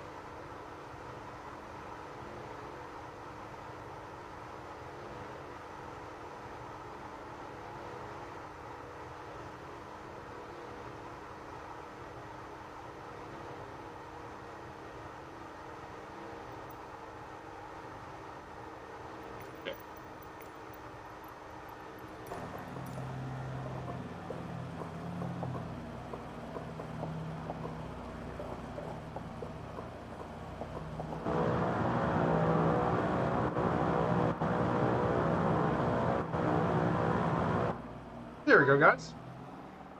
Alright. So I bet you guys want to know this area down over here, you may ask. Well, this area in particular is the Bridget. If you ask most people that if they want to know landmarks in Bergen, well, this is the landmark people know about. But here's some interesting facts about it. These are actually a series of buildings that date all the way back to the Hanseatic League that used to be there between the late 12th century. And has been a UNESCO World Heritage Site since 1979. And these date back to around 350, when a contour was established here, which was a trading post. And this area became the center of the Hanseatic commercial activities in all of Norway. Now, currently, these houses now serve museums, shops, restaurants, and pubs.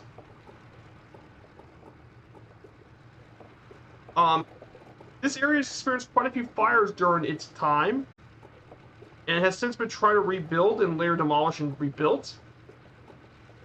And that's because most of the houses here have been made of wood. In fact, a quarter were built after 1702, and again were destroyed in a fire in 1955. And they discovered a whole bunch of runic inscriptions of the area. And they have all sorts of museums, including the Hasionic Museum and the Bergen Museum as well, that talk all about these places. But definitely a very cool historic site.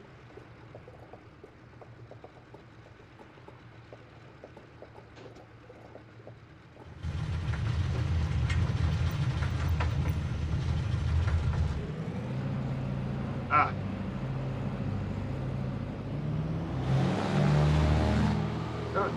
Oh.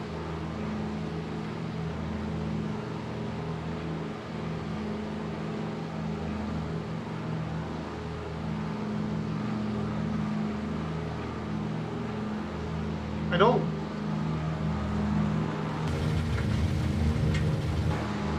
Ah.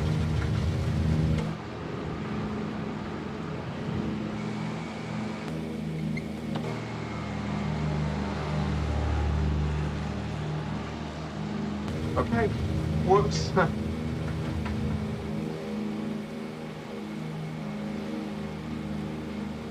I don't like using slew too much, but I wanted to take a closer picture of everything.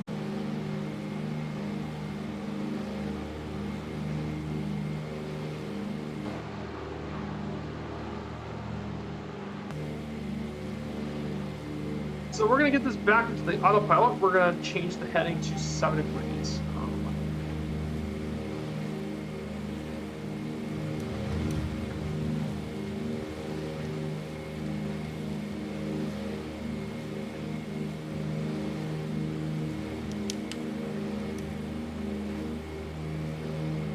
Okay.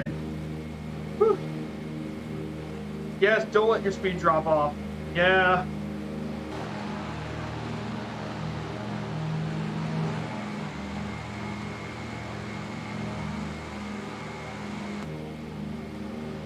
Yeah, don't want to have my speed drop off. Yes, don't let your speed drop. That's the one thing you do not want to do in a DC3.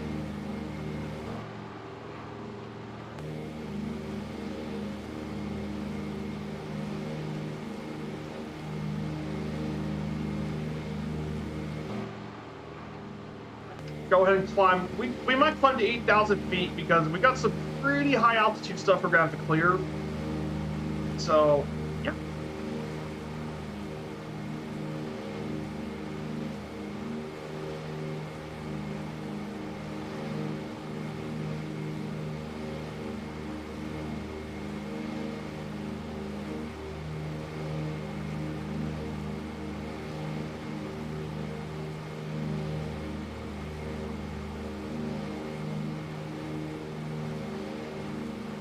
For sure, 366, so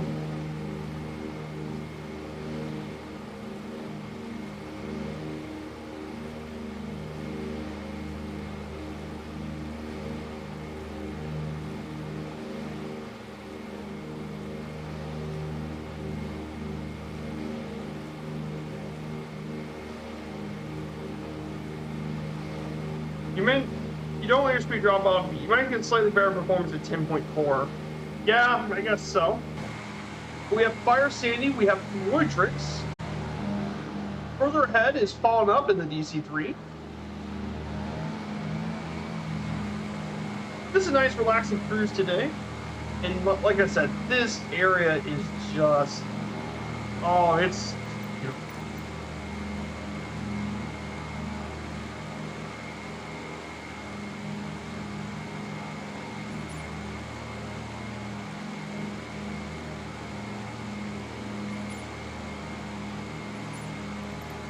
Now, that being said, guys, just for note for you guys, because we're heading further north into Norway, we need to be careful because if we go further north, we have to worry about less time.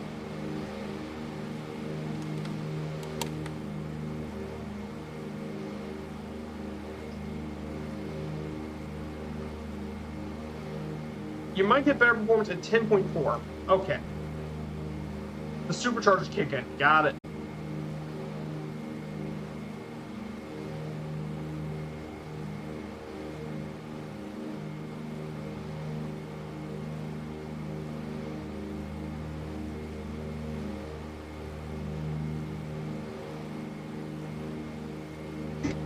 Ugh.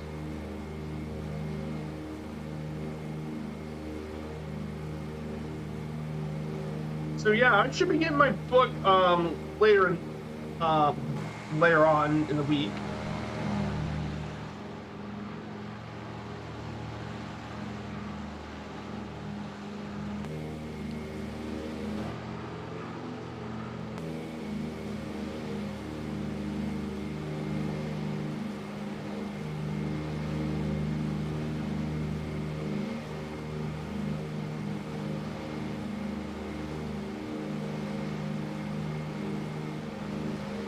Oh yeah, I forgot. I forgot about one thing. My apologies. So we've also passed through Braun Stadium, home of the Club Braun, which holds around 24,000 people.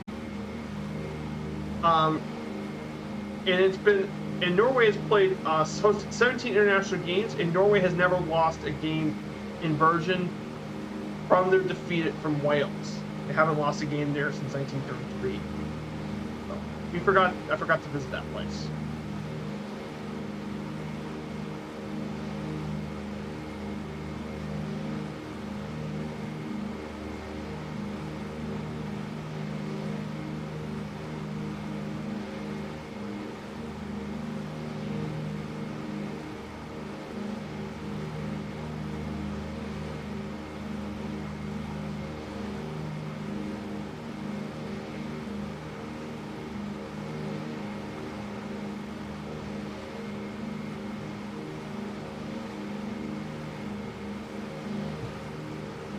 Went up pretty high.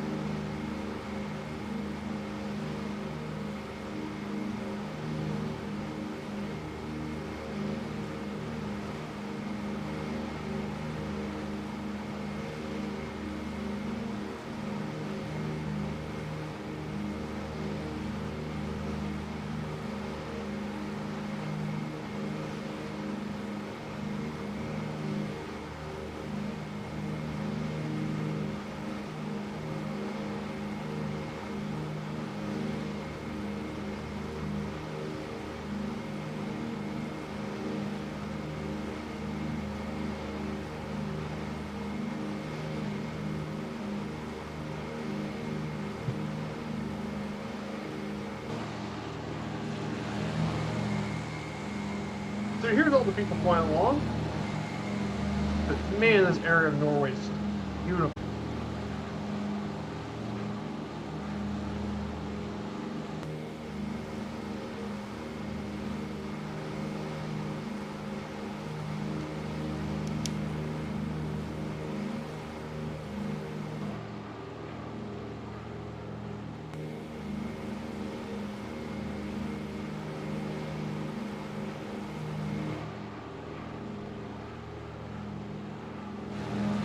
Hey, Planet Neutral, good afternoon, my friend. So check out Planet Neutral's channel as well. Another good friend of mine from around my local area. Check out his streams. He does stream later at night, but definitely give him some support. So how you doing, Planet Neutral? So we're going into Norway today. We're flying the Douglas DC-3 into Norway.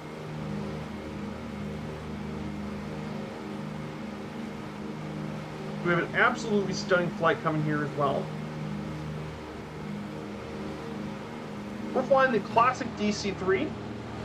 Since the retrofit, I can't put a heading on the autopilot. So I'm sticking with the retro version for today.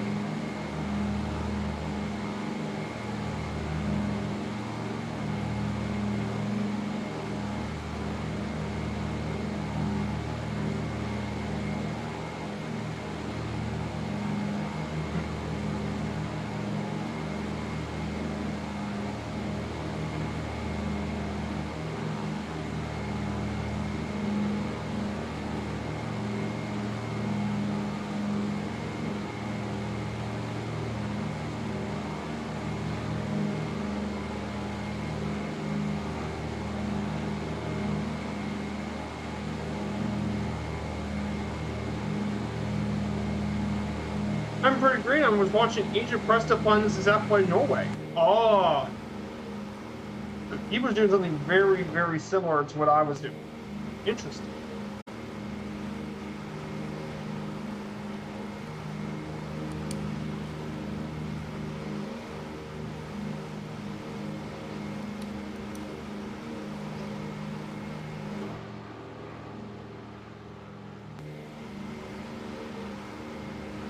Yeah, but this one we're going to go a little faster for this one.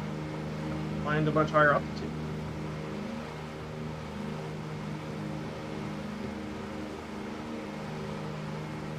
But yeah, it's great to have you here.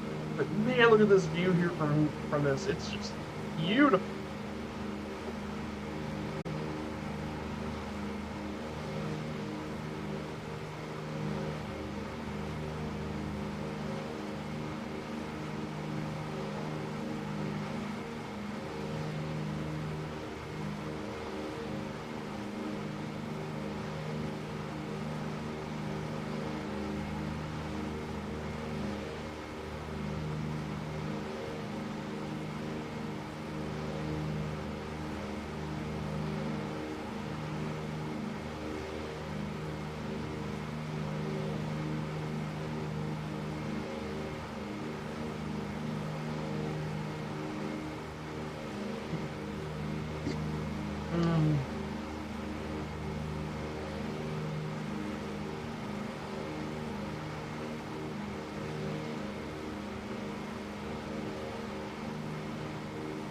Hey, Kristiansand, great to see you as well. Definitely check out Kristiansand's channel as well. Another good friend of mine.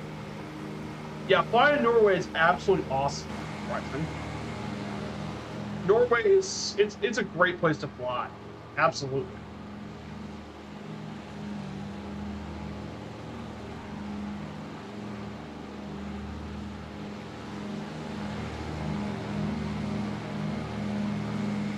Norway's absolutely beautiful to fly in. I would 100% agree with you.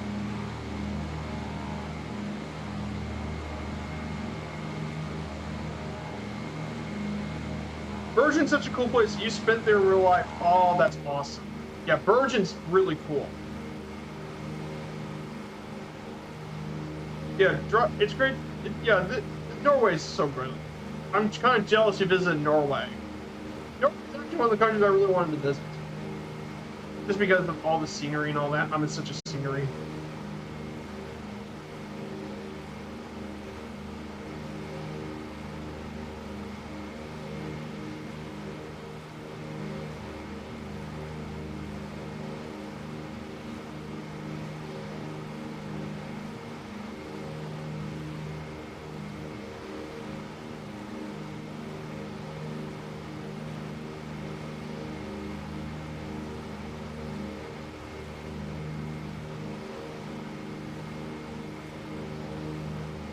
But yeah, you've definitely put a lot of work to your streams at Kristiansand.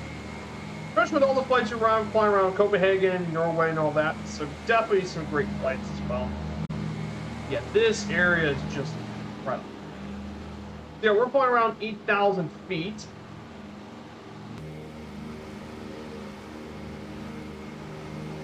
I do like the DC-3. It is really good. Yeah, the jar pilot's gonna take some time getting used to. I've been mainly flying the retrofit version, and I think I'm hopefully by the time Christmas happens, that heading bug for the retrofit version gets fixed. Because once that retrofit comes out, I'm going to be flying that mostly due to the fact that I'm going to be doing a DC-3 flight around the world, and they got retrofit cockpits, so I'm waiting for that fix to come.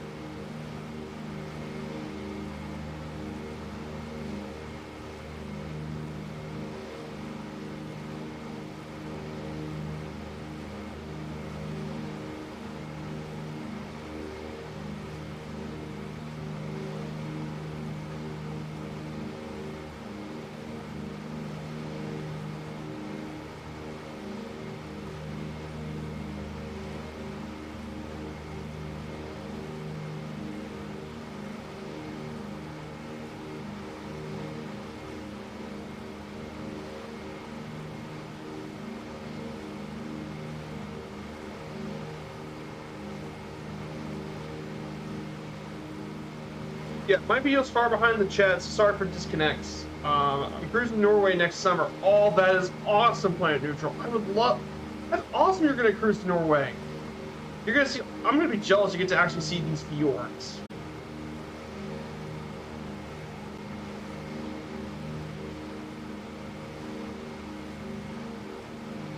So down below us, it is Songfjord, actually. I forgot to put... I'm going to... Hold on a second.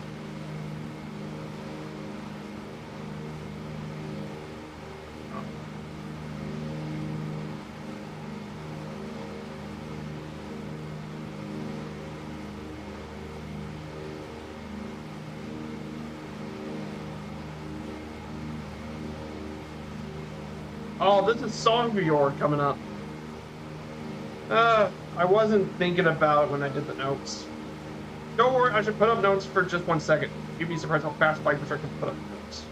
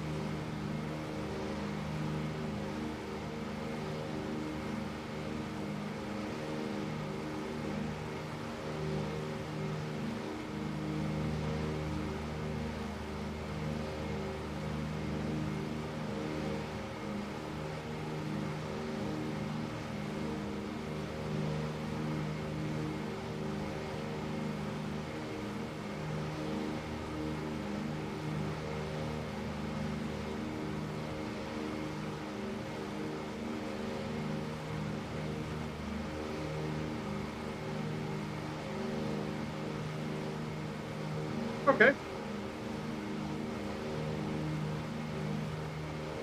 Here it is. Oh, okay, guys. I forgot to talk about this one when I did my notes. So, okay, so let's go to the view. So to our right is Songfjord. This is the largest and deepest fjord in all of Norway. Its nickname is King of the Fjords, or in Norwegian, Fjordens Konge. Located here in western Norway, it stretches 205 kilometers inland from the ocean to the small village of Skroven. It gives its name to the surrounding district of Songen, which means the word to suck in Song. The maximum depth of this fjord can reach up to 4,291 feet below sea level.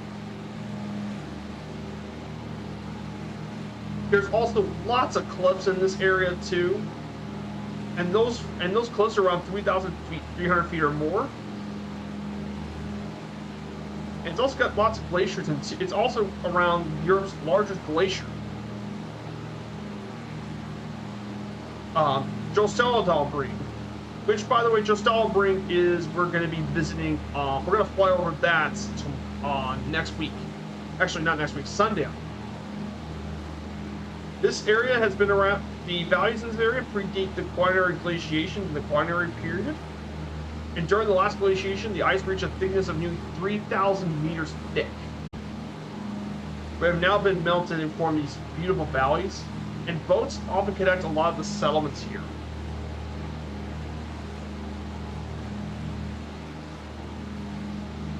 Of course, there's planned to build a road across the Songfjord, mainly crossing through a submerged tube in mid-water. But unfortunately, we haven't seen that yet with the plans.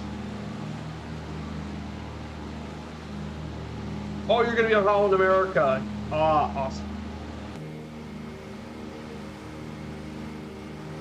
Yeah.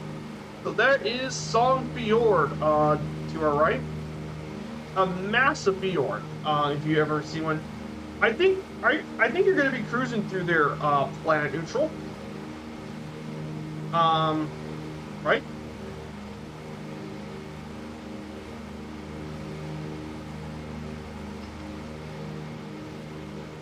Oh yeah, some of those Hunter Fjord and Ranger Fjord. Oh, I think we might be flying through some of those fjords. Yeah, those are all awesome places to cruise.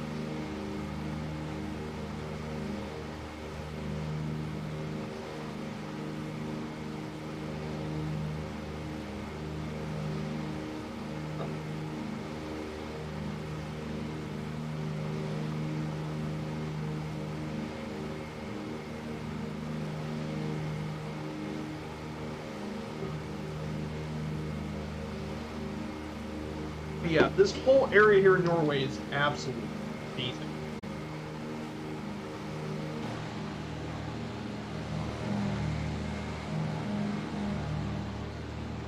Yeah.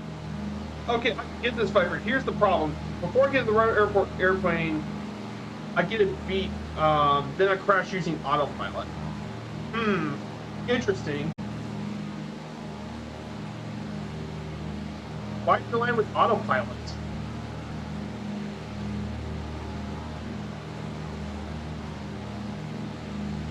That's kind of weird. You use autopilot and you crash. Maybe don't use autopilot when you get to the runway. Maybe when you get to the airport, you turn off autopilot and land manually.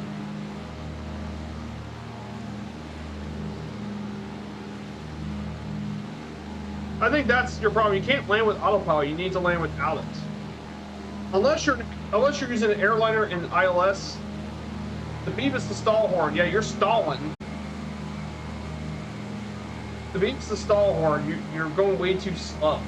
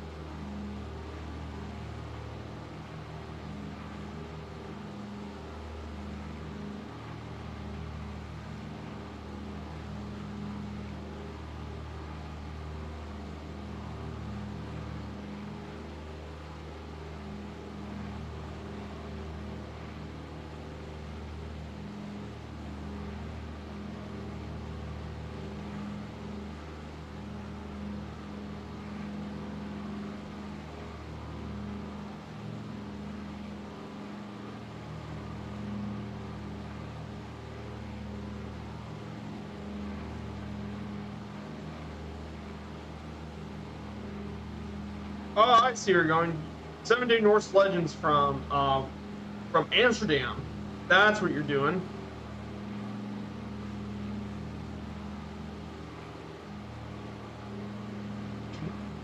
Ah, cool. As soon as you put the gear down, as soon as you put the gear down, yeah, there's a lot of drag in the DC3 when you use when you put the landing gear. There is absolutely a lot of drag.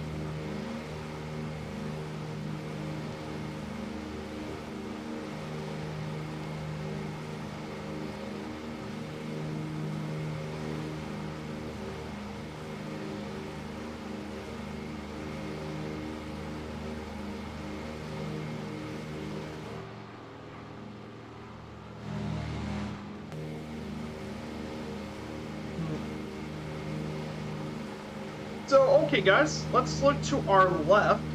So, on our left, we, actually, let me go ahead and switch. So, to our left should be our next landmark. To our left is the Alto Bryn. Let me go ahead. And, okay, guys, so there's Alto Bryn to our right. This glacier is located in Vestland County, Norway. It reaches an elevation of 1,385 meters at the highest point. And this area surrounding the glacier is closer to the Njordfjorden, one of the wettest places in all of Norway, and it could reach up to 5,600 millimeters of rainfall each year.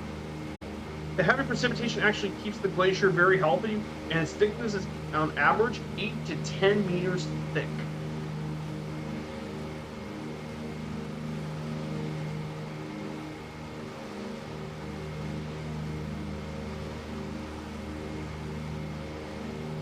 You can definitely see one big glacier.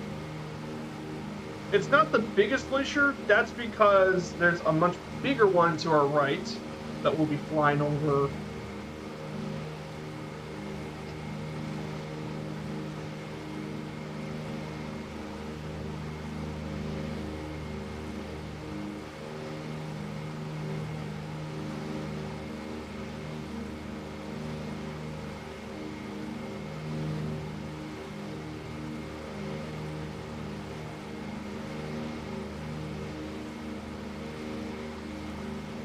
But there's tons of by the way, speaking of fjords,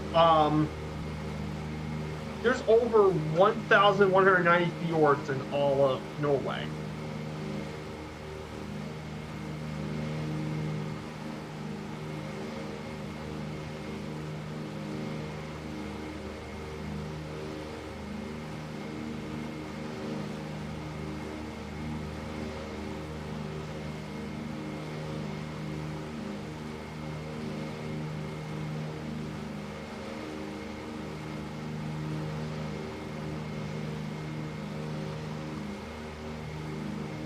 With or without, I don't go below 80, Sandy. Yeah, 80 miles per hour to cross the threshold.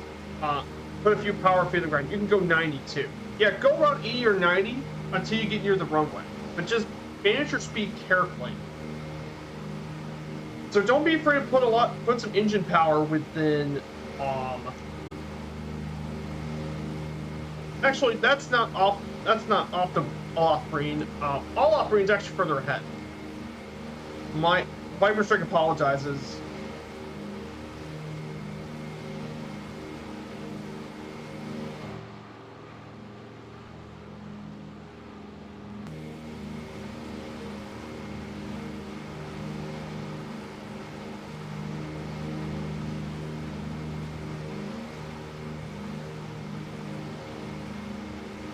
So guys, I hope you guys are enjoying this journey so far from Norway. If you like what you see and if you haven't followed, smash that follow button and give Viper Strike this, and it'd be really great to have your support for the channel if you enjoy what you're watching. And if you do like what you follow and you want to get future updates on all my content, check out the Discord. I have my Discord up here.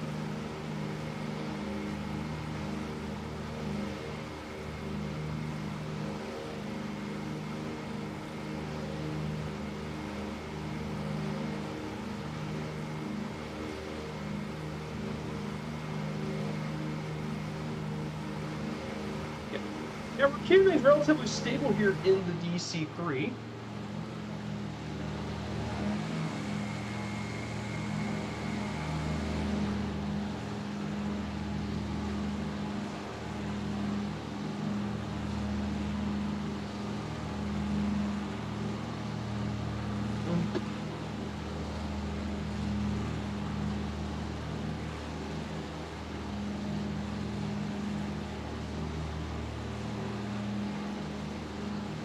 Okay, so I got it wrong last time.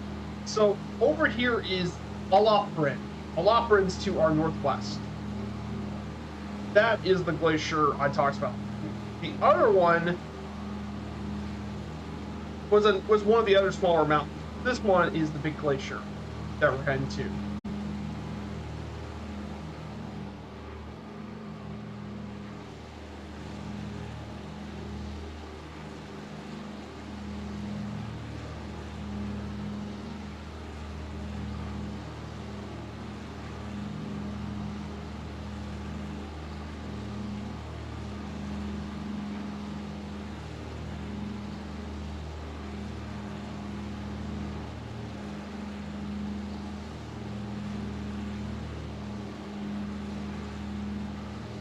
So hopefully today, if I make things a little early, we'll be rating Allison Johnson's stream today. She's taking over for Murph since Two-Tone Murphy is not feeling super well.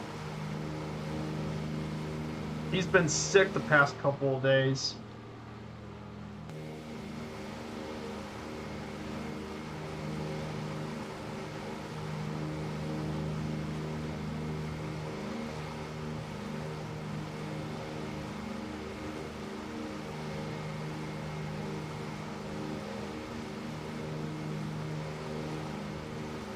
See it.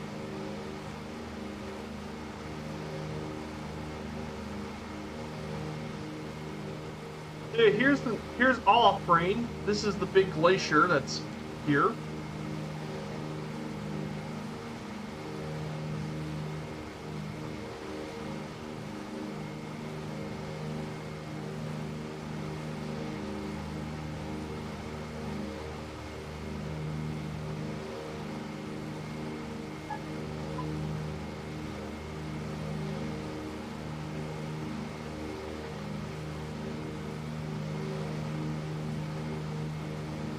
Yeah, this is also Brain Glacier. So apparently this is also this is a 17 square kilometer glacier.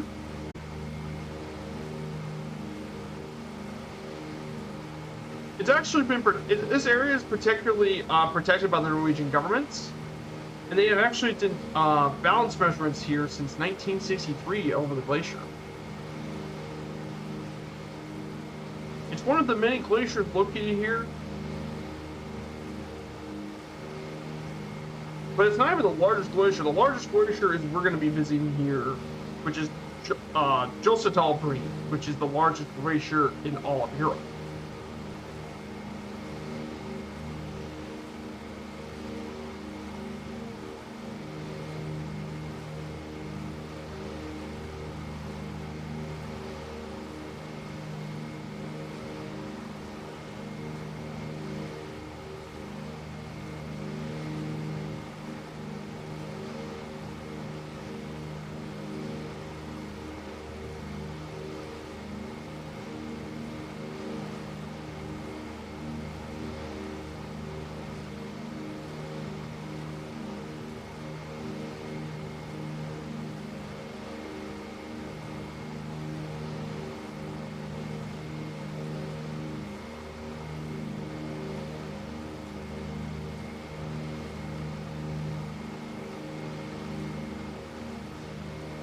Yep.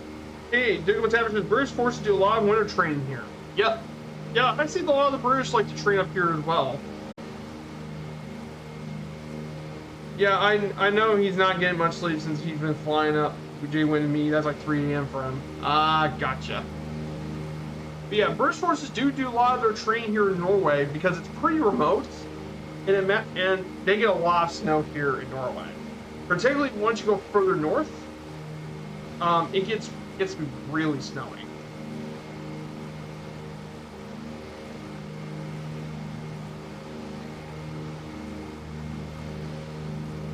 Oh, okay, I'm gonna try what live weather looks like. Live weather.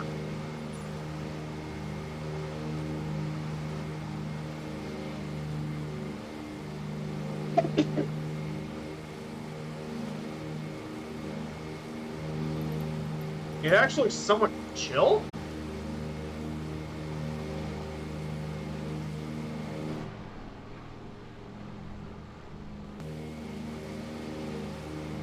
That's what live weather looks like in Norway?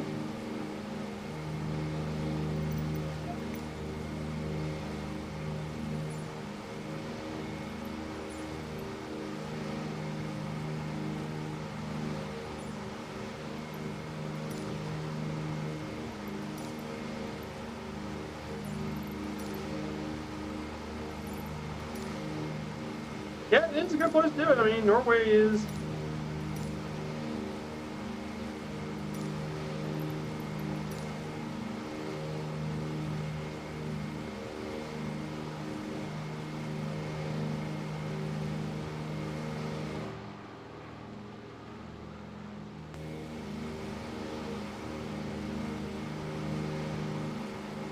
But man, this is just huge. Look at this glacier.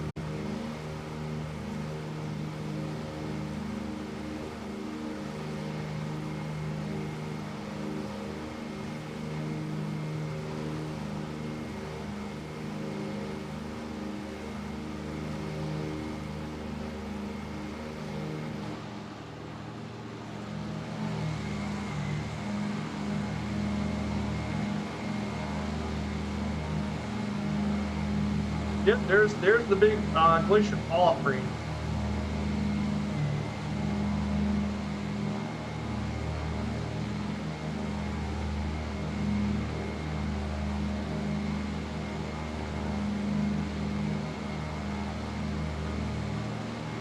Moving down hiking around here on the caps are burning. Oh. Oh. Hope your caps are all right. Followed up about the injuries hiking. Yeah, these mountains also. That's what I said. Norway is a really big part of the Winter Olympics. They always do really well in the Winter Olympics. Makes sense. They got lots of skis and hiking and all that. It makes perfect sense. So after we get past the fjord, after we get past the glacier, we should be visiting the sixth longest fjord in Norway, the Nordfjorden. This 106-kilometer fjord, or 66 miles in American, stretches from Husafagøy in the Canyon municipality to the village of Luen. It starts at the runoff from the Jostedalsbreen, the largest glacier in mainland Europe, in the east, and it flows westwards, emptying to the ocean south of the Standelett Peninsula. The mouth of the fjord lies between the valleys of Agasøy and Brumunddal. And there are several smaller fjords that branch off, and it reaches a maximum depth of 1,854 feet near the mouth of the fjord. There's no road and rail crossings, but there has been regular ferry crossings between the population centers of Maløy, Bryggja, and Totland.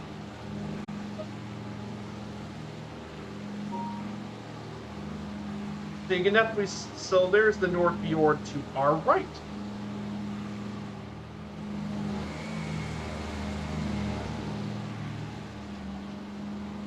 Talking about the military, not me, LOL.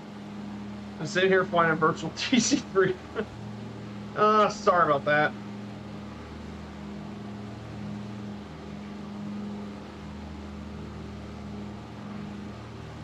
So guys, we're not too much farther. We're about 40, yeah, we're about 40, actually, yeah, we're about 45 nautical miles from our stop. Actually, speaking of which, let me go check the fuel, because I want to see how much I saw. 21. Okay, I'm going to go ahead and switch tanks, just in case, before I forget. Yeah, don't forget to switch tanks on this thing. We got 4 tanks, and each engine takes 1 tank each, so don't forget to switch when you need it.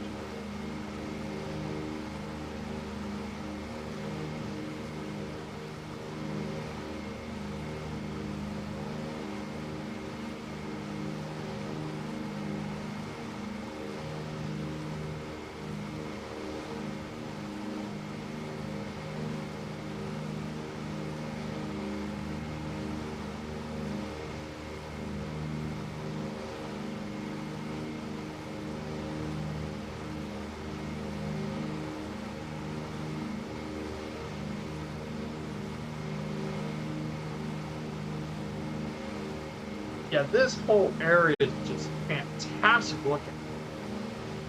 And we'll get to visit more beautiful areas once we go further north.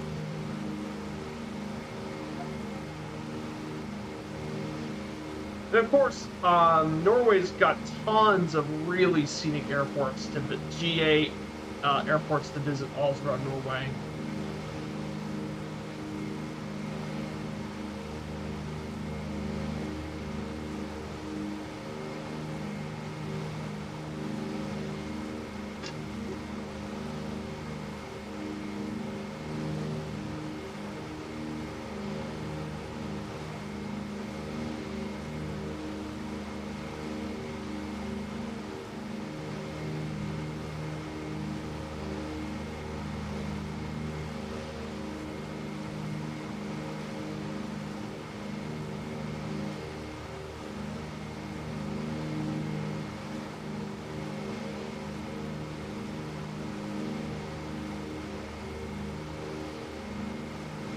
Just right up.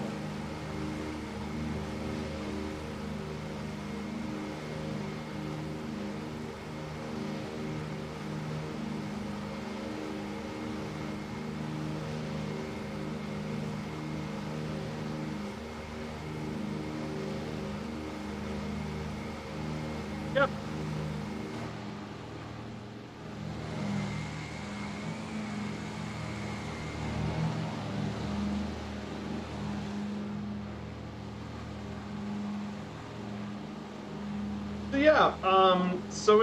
So apparently later today, we're hoping to raid Allison Johnson again. I think I said this before, but we're planning on going to raid Allison Johnson today. Hopefully get there just in time.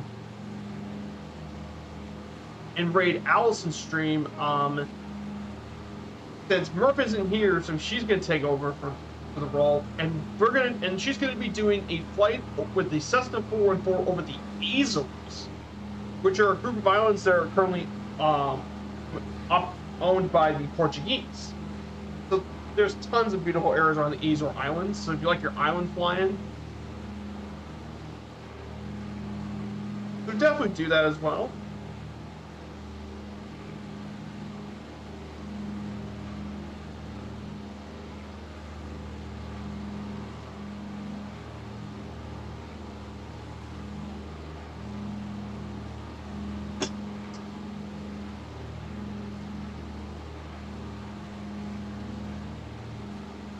Oh yeah, the day must be short this time of year. Yes, absolutely, Floydrix. Following up, yeah, the day is obviously very short this time of year in Norway.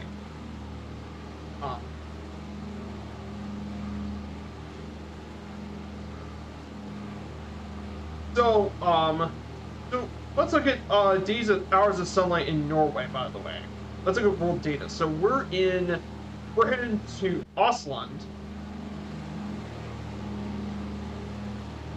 So in Ålesund, for example, where we ended up, currently right now, as of November 23rd, we only have 6 hours and 24 minutes of daylight here in Norway.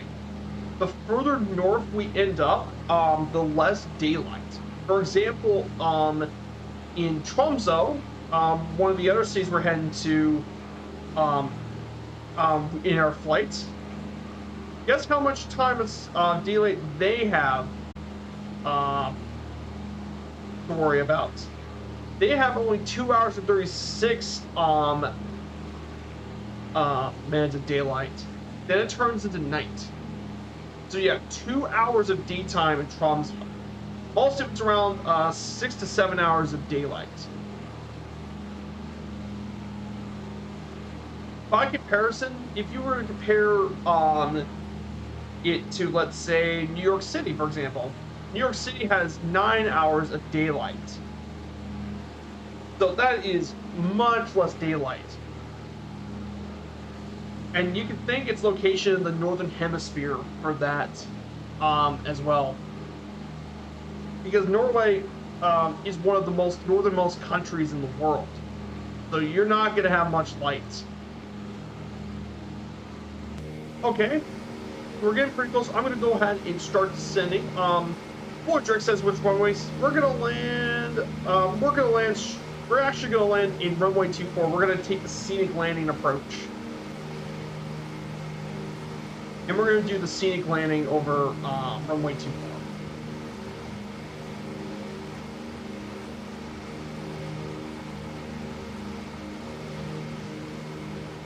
Yeah, this area is just... I mean, Norway's beautiful. I love flying over it. Reminds me so much of Alaska. At least southeast Alaska.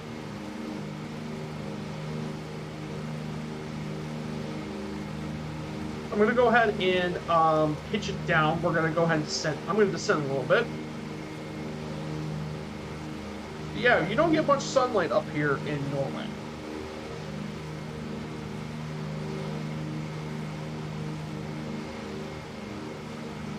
So thank you all so much for coming along on today's stream. All the people in chat and the lurkers, you guys have been amazing today.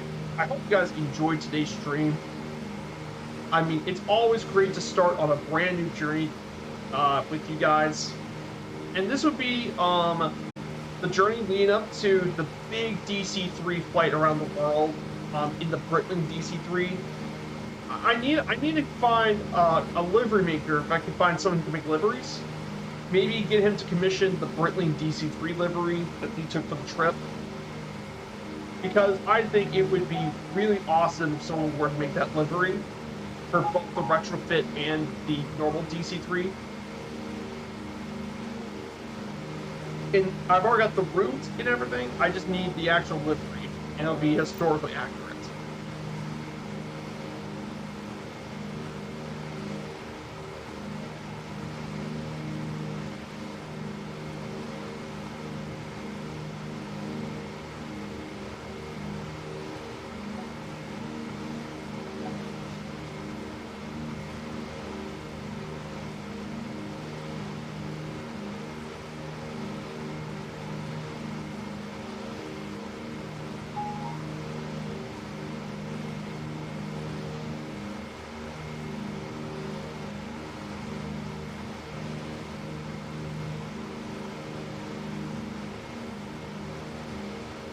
This is one place I haven't flown much in this sim. Absolutely great info as well, actually.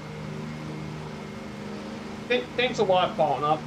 I appreciate it, Fallen Up. This is one great place I haven't flown much. I absolutely love it. Thanks a lot for the great info. No worries, Fallen Up. I love doing these flights to go to see locations and to give you guys the info. So, throughout this journey, I'll be giving you more info about Norway. On Sunday's stream, I'll be talking about the geography, climate, biodiversity, and environment of Norway. I'll be giving you that as well. So I'll be talking about geography and stuff. I bet you guys absolutely would love to talk about it. It'll be like all the fjords, the climate, the mountains, and all that. Just some basics about Norway and the climate and biodiversity, because that would be really cool. And basically spread out and talk all about Norway, like maybe one stream talk about the economy of Norway, like its oil industry history and transport and tourism. Maybe one part talking about Norwegian culture, language, and more. Just a base, and maybe even a bit about the Norwegian language. That's why I like doing about these country streams, about touring over our country. I want to talk about all of that. That way, when you come off my streams, you'll be happy to learn something.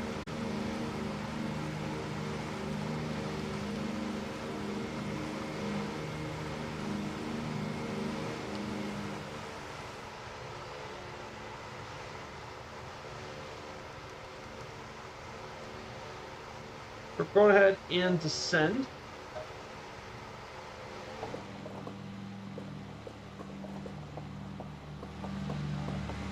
This area is just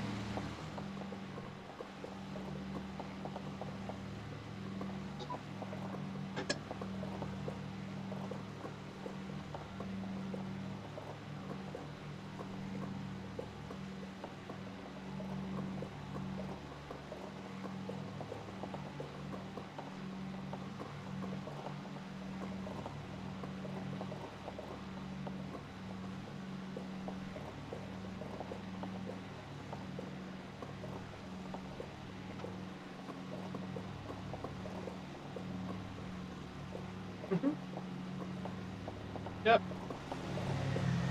This whole area is just awesome with the mountains.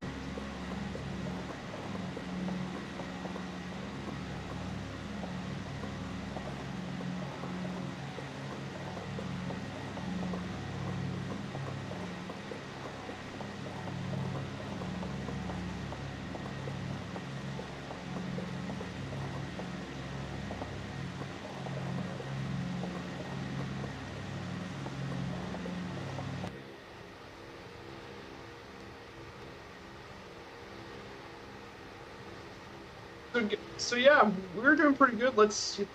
I'm gonna get that.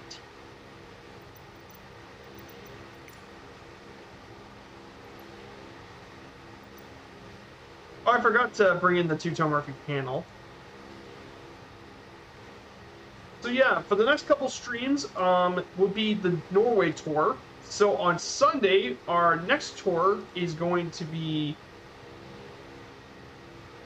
taking place. We'll be flying through the Jostedalsbreen National Park, home to Europe's largest continental glacier.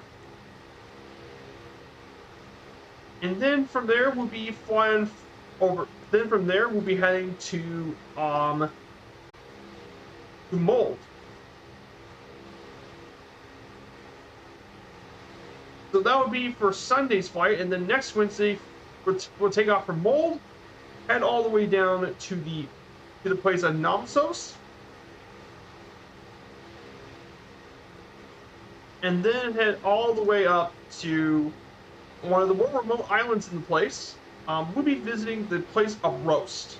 So that will be for the next 2 weeks we'll be visiting.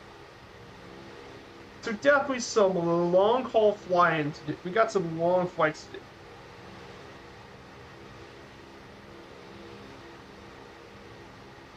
So we got some really awesome flying to do for the next.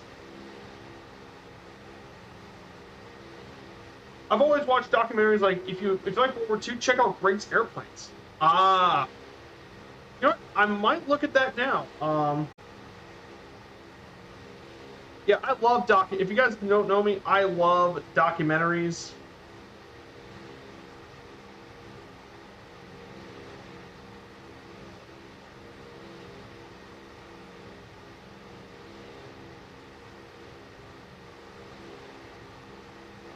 Yeah, I appreciate it.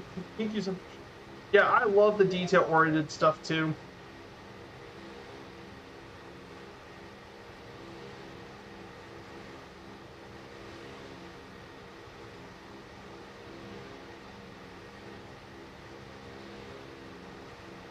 Now we just descended. Yeah, this DC-3 is just... I love flying the DC-3. Like, they did a really... Like, Airplane Heaven and Microsoft, they did a great job with it. That was, to me, this was the plane I was most afraid they would screw up. Because, I mean, I've been a huge DC-3 fan since I was young. I've always liked Douglas. Just such an iconic plane. And they did a great job with it. And hopefully they fixed the heading bug for the retrofit and a few others. And I think this plane would be golden.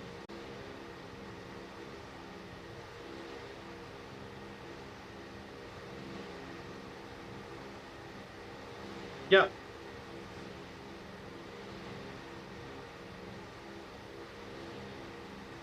So yeah, guys, we're getting very close. We're about 10 miles away. So, by the way, guys, while we get prepared for landing, exclamation point predict, negative number, and we can get land predictions, guys, and we can wrap up this stream, and hopefully we get to have a rating. So let's go ahead and talk about the two final plays. Let's get the last two slides knocked out of the park. So the first is actually an island, and we're visiting Vigra. So Vigra is an island located off Norway, north of the islands of Valderøy and Giske. This island's around 20 square kilometers big. It has a road connection for the mainland via the Vigra fixed link tunnels, a series of tunnels that connect all of the islands to the city of Ålesund, to Ålesund in the south. There's Ålesund into the, so there's Ålesund.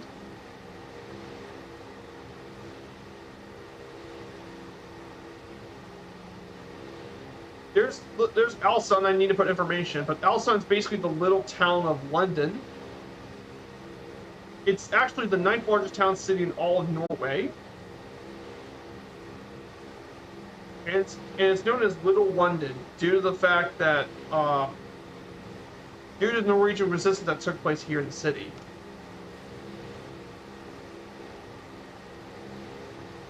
It's mainly flat and barren, though most of the land is used for agriculture. The highest point is actually a 400-foot tall mountain in the north end of the island. It features excellent walking trails along the Shore and over the hills, and there's a number of beaches around the area, and it's a popular fishing destination. And of course, our final stop for today is Ålesund Airport. Echo November Alpha Lima is Norway's 10th busiest airport, around 1,077,000 passengers. Features a 2,314 meter long runway, 0725. And it features domestic services to Oslo, Bergen, and Trondheim, but also international services from KLM, Norwegian SAS, and Wizz Air. This place has been first opened since the 1950s, with the first plane being a de Havilland Otter. It currently features international services to Amsterdam, Rhodes, and Greece, and Wizz Air flights to Gdansk and Kaunas. But yeah, just a bit of information here. I'm going to put another slide for Ålesund as well.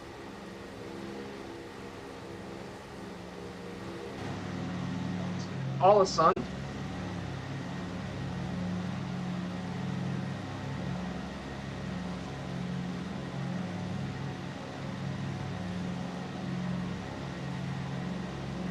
But yeah, absolutely beautiful area we're about. Beautiful, beautiful area.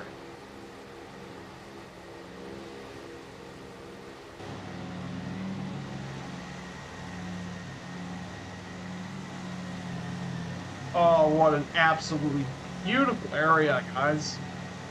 I'm so happy that the folks at FSM can create this achievement. Okay, let's go ahead and turn on the lane lights.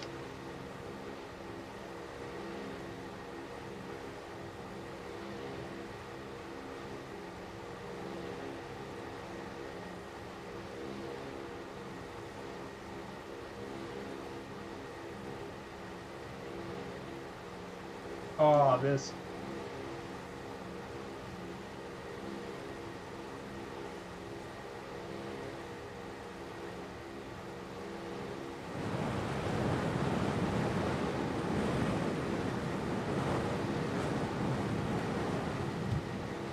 And this. Yeah, Norway in this part of the world, absolutely stunning. Okay, we're going to turn off the jar pilot. Get ready to land. I'm going to go ahead and turn around and get to landing formation.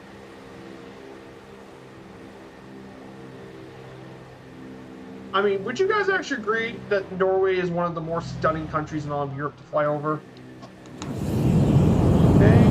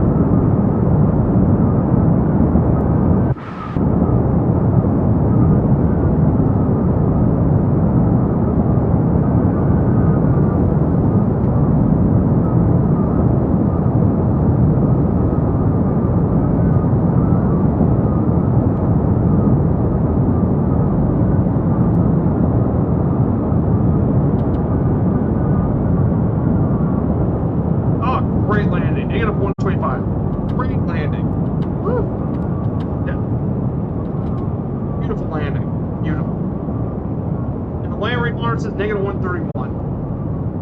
Perfect. Perfect landing in DC3.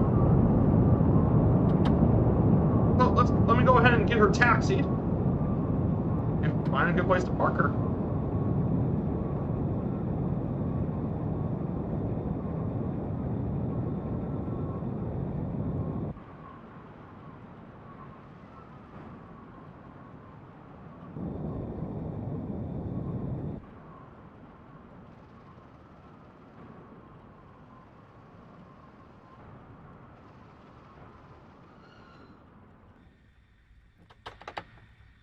Okay.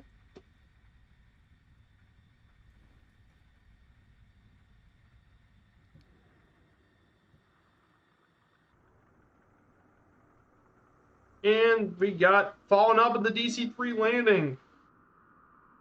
Beautiful landing on falling up. Awesome. Beautiful landing in Douglas DC3. Love it. And we have Fire Sandy. We're going to wait for Fire Sandy to attempt the landing.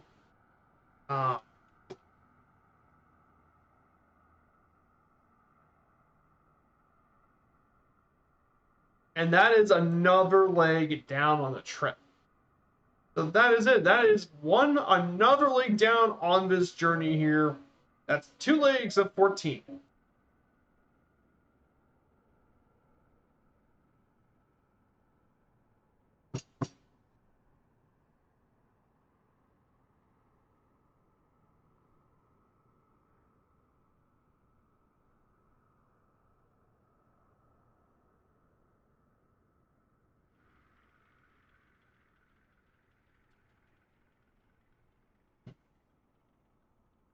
Oh, I appreciate it, Dougal.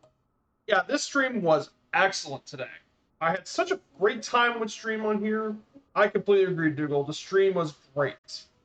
Norway is a stunningly beautiful flight. And yeah, we're going to have 7 streams of beautiful flights all across Norway. So we're going to have an absolutely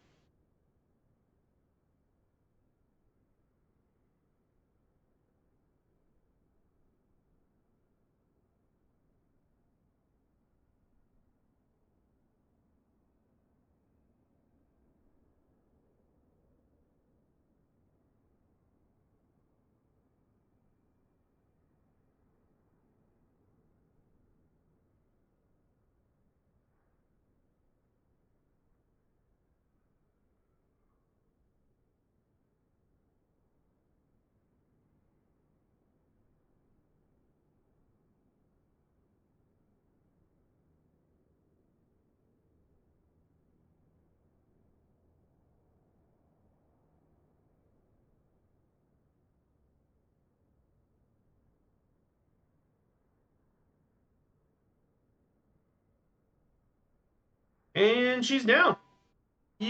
Oh no, Fire Sandy's in the water again. Oh, medic for Fire Sandy. Oh no. So yeah, guys, this is it, everyone. So guys, thank you so much for coming on to today's journey. First stream of Norway, guys. So we're gonna have some awesome flying over Norway for the next couple of streams. So we're gonna have an absolute blast in Norway. So on Sunday we'll be traveling through through Europe's largest continental glacier at Jøsendalsbreen, and head all the way back from Notodden, and we'll head back up to Malden for Sunday's stream. We'll be taking a completely different plane for this one. But yeah, guys, we're gonna go ahead and rate Allison Johnson. She just came on. If you guys don't know Allison Johnson, she is a legend in the community. She is most well known for all of her historical recreation flights, but also a Two-Tone Murphy affiliate and a very close friend of mine. So guys, stick around for this raid, please. I want everyone to join this raid, and thank you guys so much for this stream. So take care, guys, and I want to see you all Sunday. Bye.